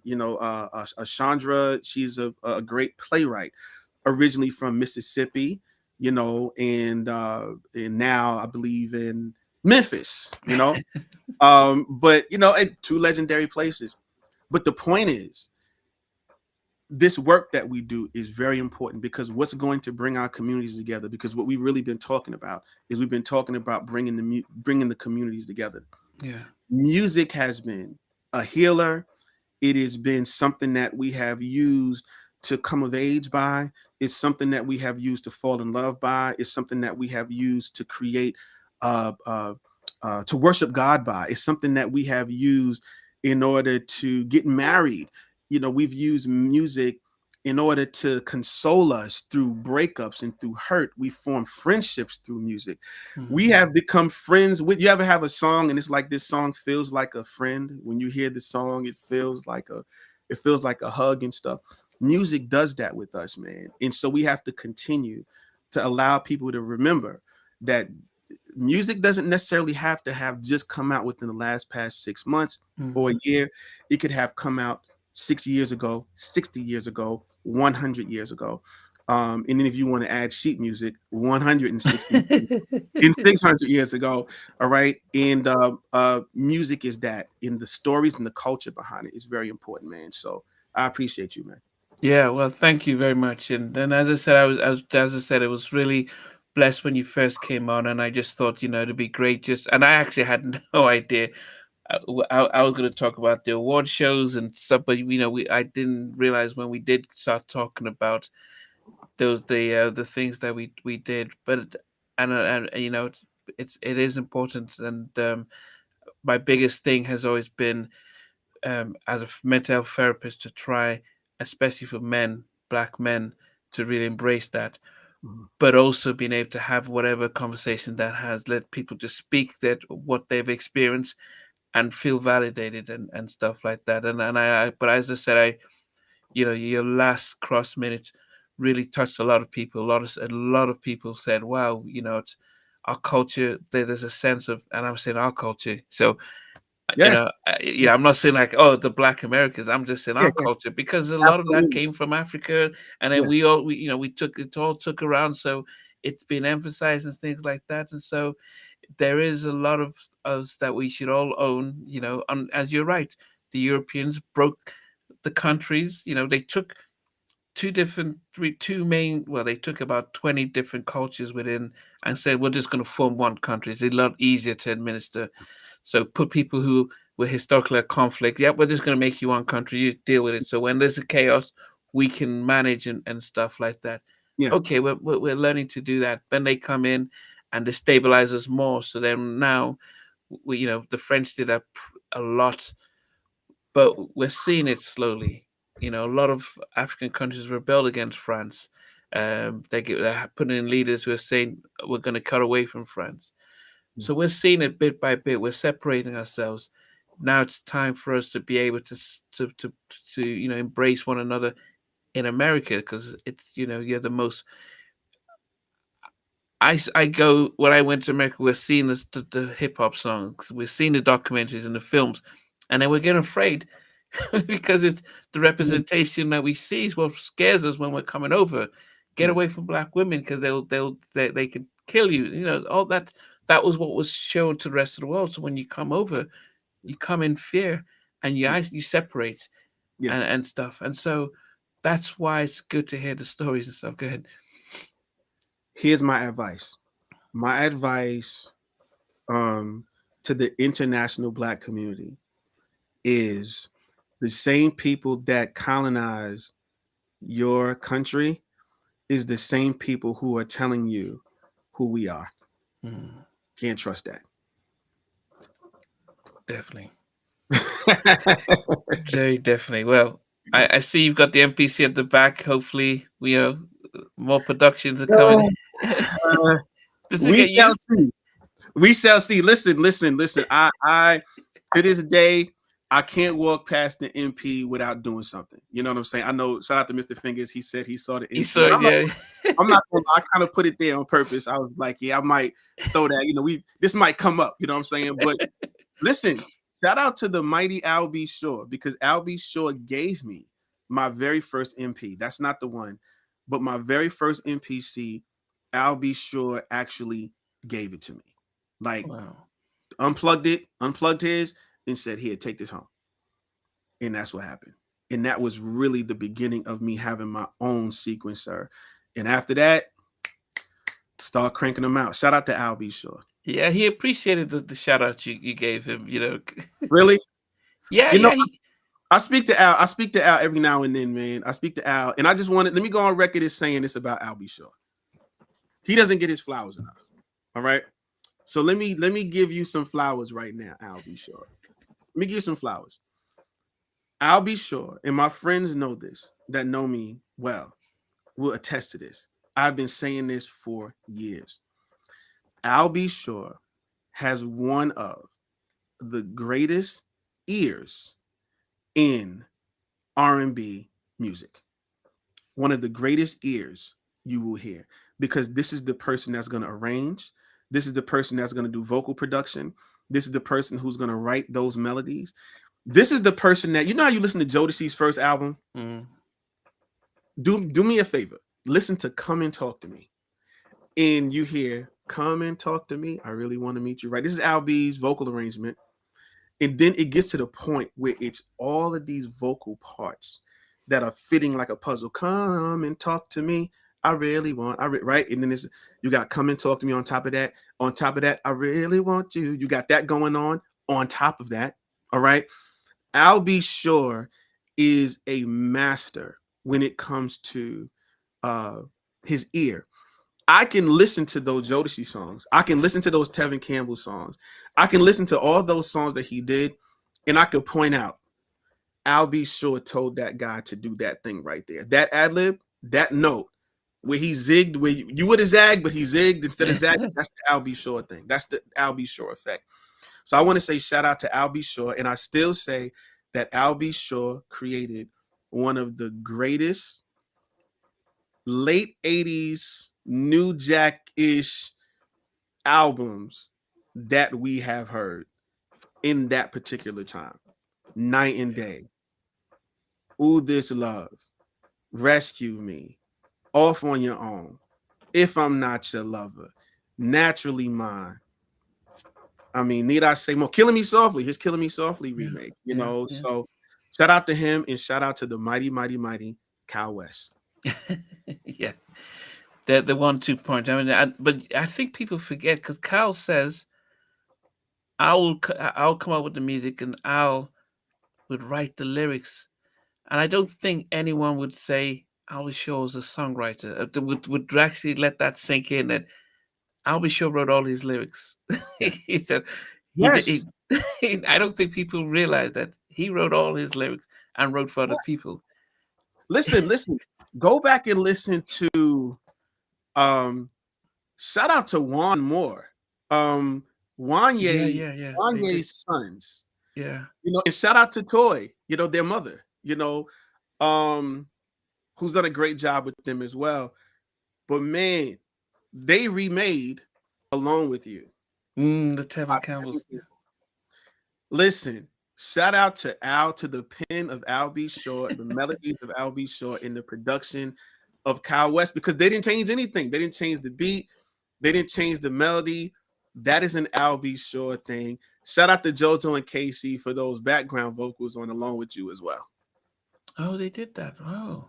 Oh yeah, absolutely. That's JoJo and Casey on Tevin's Along with You. That's them on Goodbye.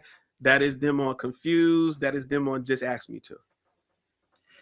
Yeah, I think because of Devante, people underplay Albie Shaw's influence on Jodeci because Devante did all the writing and production, and it's quite easy to think that he just was there trying to brag on them instead of actually Listen, helping them make a record. I mean, they've never made a record. I mean, they could sing, they could do stuff, but it's different. listen, Devontae is a genius. Devontae is an absolute musical genius in what he does. And I take nothing away from Devontae. You can listen to their first album and their second album. You can hear the differences. Not, oh, this one is better and that one is not. It's you hear the difference, Yeah. And you can hear the LB, kind of hand in on that first album. Like Mm, the first album was like more clean, mm, right? And then the second album was like grittier, mm. so you can, and then Timbaland came into the camp Yeah. during that time as well. So in that second album, you kind of start hearing that grit. On that first album, it's just clean. That's Mm. the Al B. Shore effect. And then the Devontae, you heard the record crackle and the Devontae stuff. And, I mean, because that's the thing, they kind of made it a little bit more dirty. So yeah, no, Al's influence was mighty. And if you talk to Casey and JoJo today, you'll see. And the next time we speak, I'm gonna give you the story behind a song called Beautiful, produced by Al B. Shaw and Kyle West, and sung by JoJo and Casey. And then at a later time, recorded by the group Ladae. But there's a story of a thing that go before that I gotta bring it all together for you, like an episode of Wild TL Cross. Okay, okay, okay. Well, it is midnight here, and I actually appreciate all the people that tuned in to really show love and support and stuff. As I said, I had no idea the direction we're gonna go, but I'm just definitely appreciate the time you took out to really just talk on the culture and really help us just keeping it positive, and that's what we want to continue doing. Yes. But anyway, yeah, appreciate everything. So, but we're gonna, and I'll put your page stuff in the description so as people come back and watch this there and there after they can just tune in and stuff. Yeah. But just check out his latest 1 minute cross minutes about Led Zeppelin, who everyone would rave as one of the greatest rock bands. But Yeah. if we understood where they got their songs from, it's really sad. But Yeah. you know, but it's happening all the time with everything we do. Yeah. Yeah. Yeah. It's all about it's not a hit job, but it's all about allowing the minds in the culture by which these artists the things that these artists had to live through in order to even create what they created. Mhm. The things that they had to endure and experience in their personal lives, that their heart poured out these pieces of music. They deserve to be seen. They deserve to be represented. They deserve all of that stuff, And so that's what I really want to do. I really wanted to get an opportunity to talk about a lot of these great, great, brilliant, brilliant artists, Yeah. and that allowed me to do such a thing. You know what I'm saying? And so thank you for everybody to watch that too. It's well over 100,000 Yeah. views, and I appreciate that. Who knew? You do these episodes, and you don't know if people are going to gravitate towards it or not. Sometimes like I'll do an episode, and I'm like, this is going to be crazy, and then I'm like, oh yeah, this should have more views in this. And then I'll do one, and I'll say, oh, this is something that I'll just throw out there, whatever, and it's just like out of here. You know what I'm saying? So you just never know. You just got to keep working on it. Terry Lewis told me like this: there's three types of songs. There's good songs, there's bad songs, and there's hits. Never get caught up into trying to make hits, because you can just end up writing a bunch of bad songs. Just write good songs, and the hope is that they will be a hit. And so that's what I do with this stuff. I'm not trying to create a hit. I am literally just trying to uh, create, the best product that I possibly can as far as history is concerned. And then I just put it out there. Mm. Yeah. No, and as I said, it is it is just like, and I think what social media is, it's almost like a little light, the ability to take something that, if I go to Wikipedia and I have to read it up, you just summarize it in, they, because I like the way you said, well, before that we need to go back again. We need to keep going. I'm like, okay, how far back are we going with this? And Yeah, then right, we right, go. right. No, you have to. You know why? Because sometimes you're talking and you will leave little. It's like Easter eggs. You know what I'm saying? It's like, I'm gonna put this here. This is gonna tie to something later. So when I say it, I'm gonna tell you, don't forget that. Don't forget that right there. And then we'll go back, and then I'll go back and get it, because that's really how life works. You know. Yeah, yeah, yeah. I mean, listen. Somebody can. What time is it right now in London? To midnight. That was fine. It's midnight. All Yeah. right. So now let's say nobody knows that you just did this interview. All right. 2 hours from now, you're sleeping. The phone rings, and somebody says, yo, man, that interview that you did was crazy. Right. So if basically somebody just started following your life from that conversation, they're not going to know the interview the person is talking about. So first, let me tell you a little bit about the interview. Then we'll go to remember that interview, because when this person calls them at 2 o'clock in the morning, that's what they're going to be talking about, because that's how life really operates. Yeah, yeah. Mr. Savagnon said, if you could sing about it, would you ever? Because I could see a rap about this type of stuff, but could you ever sing about these type of historic facts that you bring out? Would it be hard to put in in song format?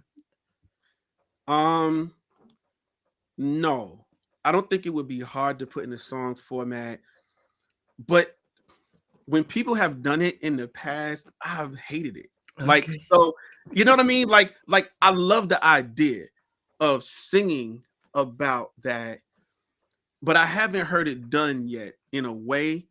Oh, wait a minute. Yes, I have. Stevie Wonder's song Sir Duke. There's Basie Miller, Satchmo, and the King of them all, Sir Duke. And with a voice like Ella ringing out, there's no way the band could lose. That's dope, but I'd have to figure out a way.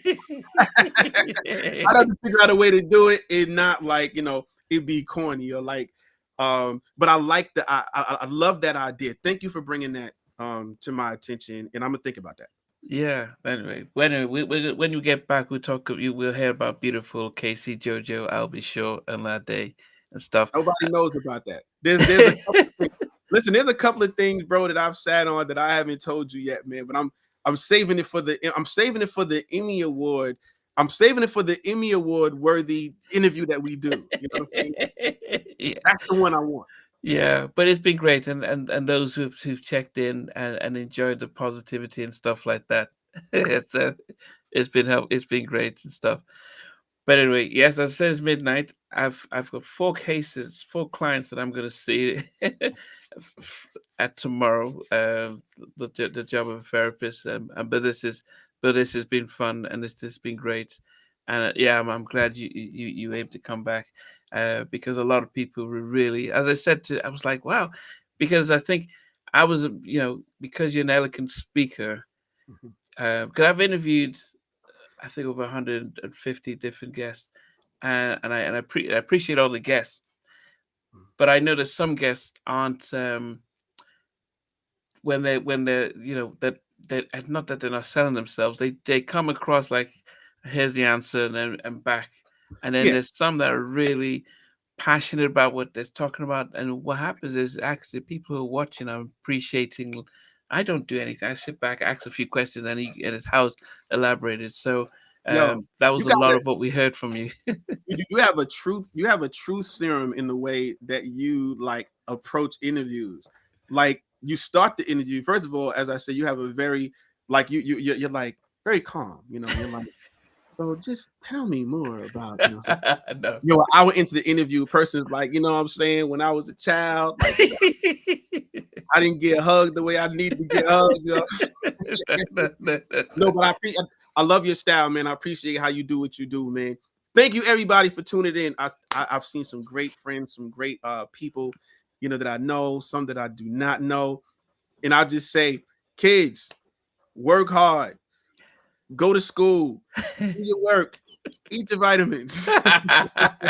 Sound like sort of Mr. T or Mike Tyson said back in the 80s. Mr. T was my idol, bro.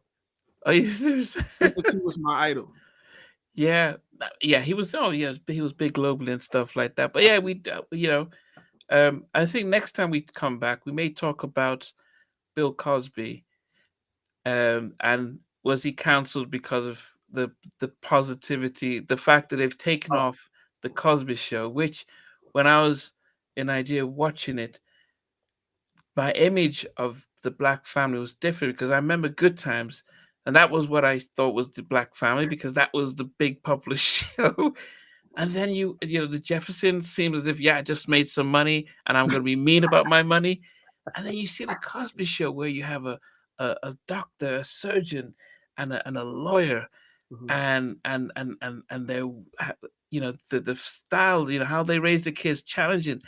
mhm, And you're like, and I moved to America. My uncle, who I stayed with, he was a surgeon, and my auntie, his wife, was a professor.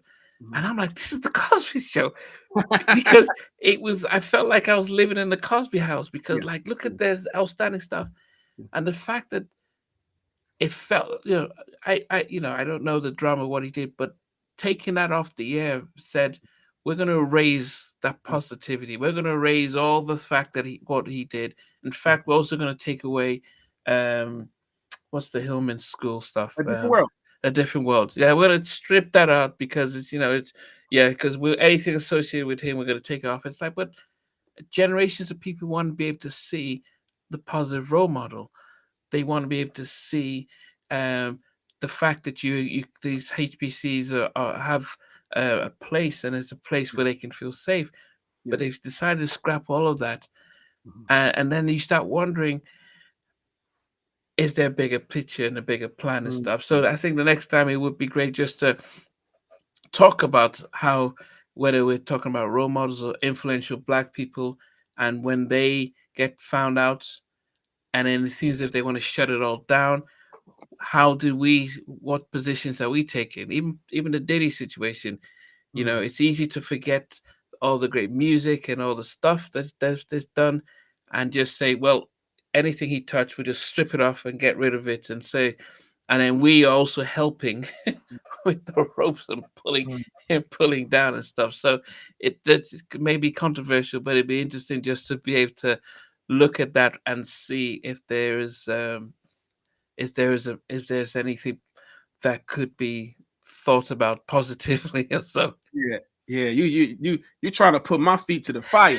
No, Yo, no. see, if you look back there, you see Eric B and Rakim where my finger is? Yeah, yeah, yeah.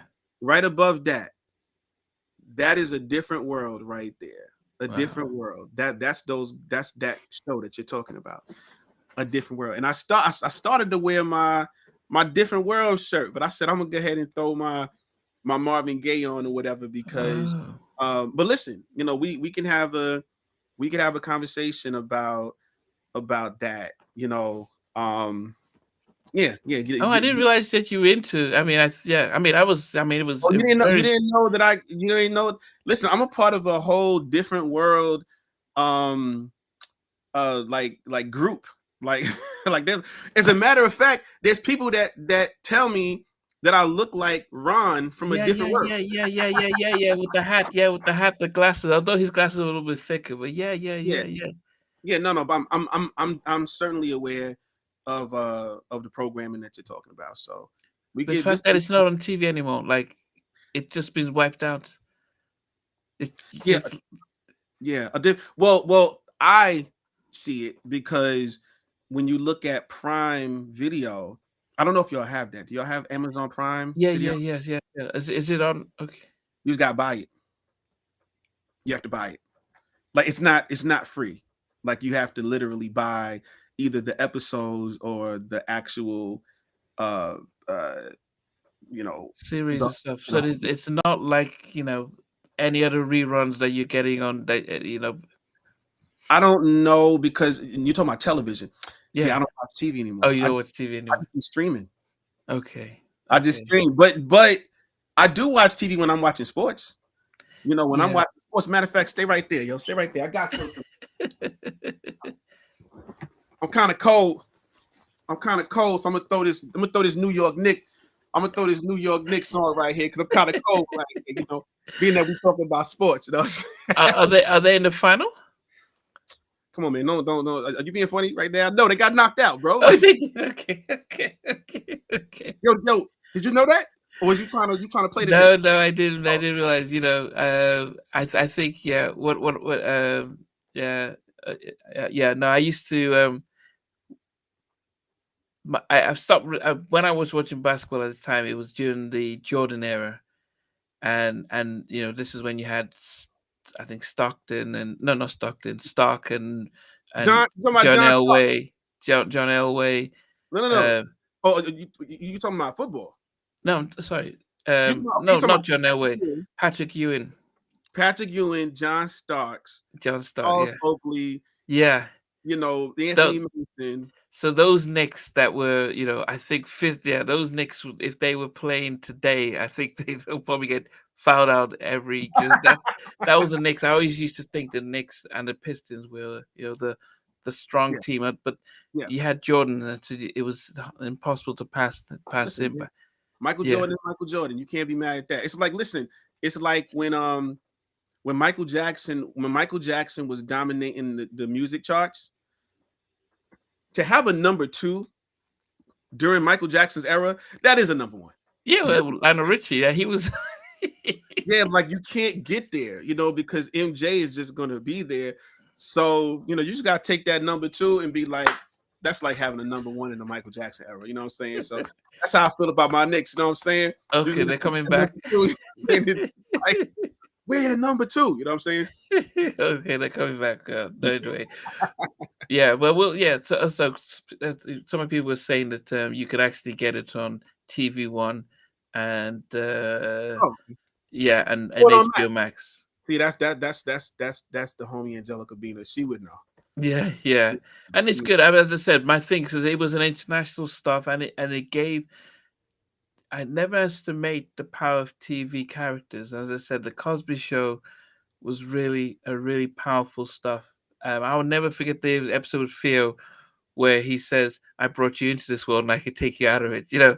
That's right. Or when he says, "I want to quit college and get a job," and he said, "Let's do some," Yeah. and that's set me apart. Like, wow, goodness, the roles of a father Yeah. and representing and things like that. And Yeah. as I said, it's easy to see the positivity of what that was, Yeah. and then say, "Oh well, he's this is what's happened, so we need to get rid of it Yeah. and stuff." Yeah. And so we'll talk about the politics around that. And Yeah. No, we will. We will. And I interviewed Malcolm Jamal Warner oh um, wow, a few months ago, and I had the opportunity to tell him a lot of the stuff that you're saying right now. I had the opportunity to tell him a lot of those things, give him the flowers, that he so deserves. And by the way, that episode that you talked about, where he was talking about the monopoly money, this is yeah, what yeah. my parents, they were at that episode. They were in the studio audience. Are you kidding me? They were absolutely there. Isn't that cool? Wow, That's cool, right? That's some history, you that's know. a cross minute. That's It's right across there. the thing right there. And you can actually, if you tie it back to when I was doing this and my parents brought it. Remember what time I told you about my mom and dad? Someone Yo, gave him a ticket. hold on. Let me just tell you something. There are people who do that in real life when they meet me, right? So, like, I kid you not. As a matter of fact, Angelica, Angelica has a genius of a son, Riley G, and he's a producer, and he's like producing all this amazing music. He's even been nominated for a Grammy, and we're very proud of him. Goes to LaGuardia High School. Shout out. Um, but we were at an event where he was playing, and there was a cameraman that came over to me and said, "Yeah, man, I see you here. So I know you just taking everything in, right?" So I was like, "Yeah, So he was like, he said, "Yo, there was a song playing." He came over to me. He said, "This right here. This was Earth, Wind, and Fire. Yo, but I'm gonna come back to that." You know what I'm saying? And I was like, "Yep, you were the first person to ever say that." He said, Very first, "Hey, No, hey." I appreciated that, man. I always appreciate those types of, you know, uh, uh, uh, moments that I can share with people in everyday life, man. Because history to a lot of people is boring. If you can make history fun for people, why not? Yeah, and I've always loved history because I think that's because it gives me an appreciation of of who I'm meeting, and Yeah. that's why, as I said, I didn't know anything about the whole Selma stuff, and then I could understand and be empathetic and say, I'm not just going to. I can understand why you don't trust the system and stuff like that, and what can I do to support you through that journey, Mhm. even though I might not see it the same way and stuff like that. So history is key and important. The fact that your parents were in the audience when that historic episode was recorded, which in a sense, in a way, as a dad now, it's like, dealing with one of my kids is like, nah, I don't need to study. I can do. It's like, okay, no, okay, I Yeah. don't need to show the episode. I can talk it through it because that was such an effect on myself. So Yeah. yeah. You know what? Two things. Shout out to LaGuardia because I see some LaGuardia heads in here. And then I wanted to also say, DJ All Day, you said Southside Jamaica Queen. No doubt. I saw you, brother. Southside Jamaica Queen. And I want to ask you a question. Namdi, like, so the way I'm seeing this, are they seeing it the way I'm seeing it? Like, I Yeah, look big on the screen and you look small. yeah, yeah, That's how they're seeing it. yeah. That's wild. So there's a British flag behind us, right?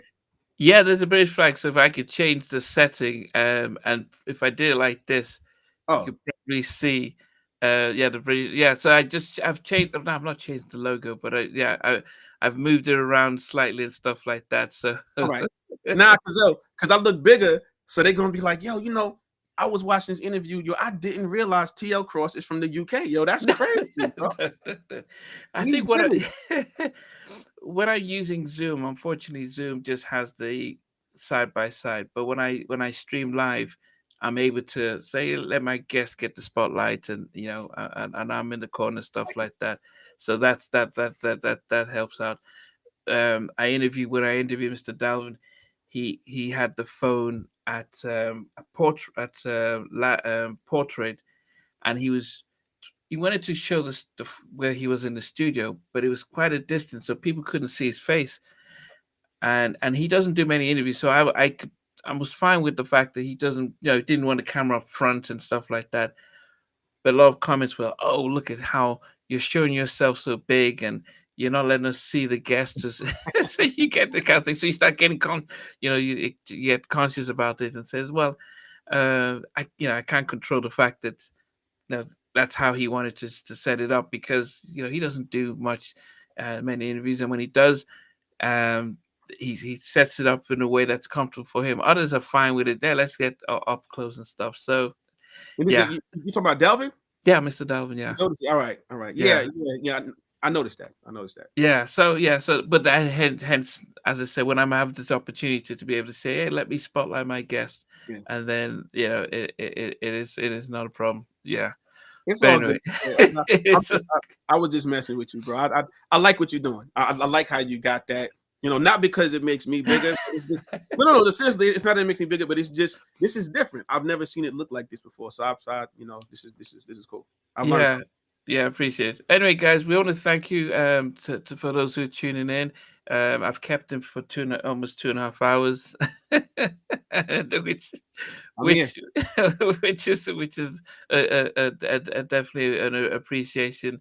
But as I said, we're gonna have to come back down a little down the road, maybe when he's ready to announce he's sealed up. But if not before then, there'll be quite a number of other things, post up or pre-election and stuff like that. Yeah, But it will be really focusing on our community and how we can really try and edify. That's all I try and do is promote positivity, but to be able to have those tough discussions, it really helps other people to understand and stuff. So, yes. Anyway, so I'll see you guys, and we'll end this, and then yeah, and tune into the next one. All right, take care. appreciate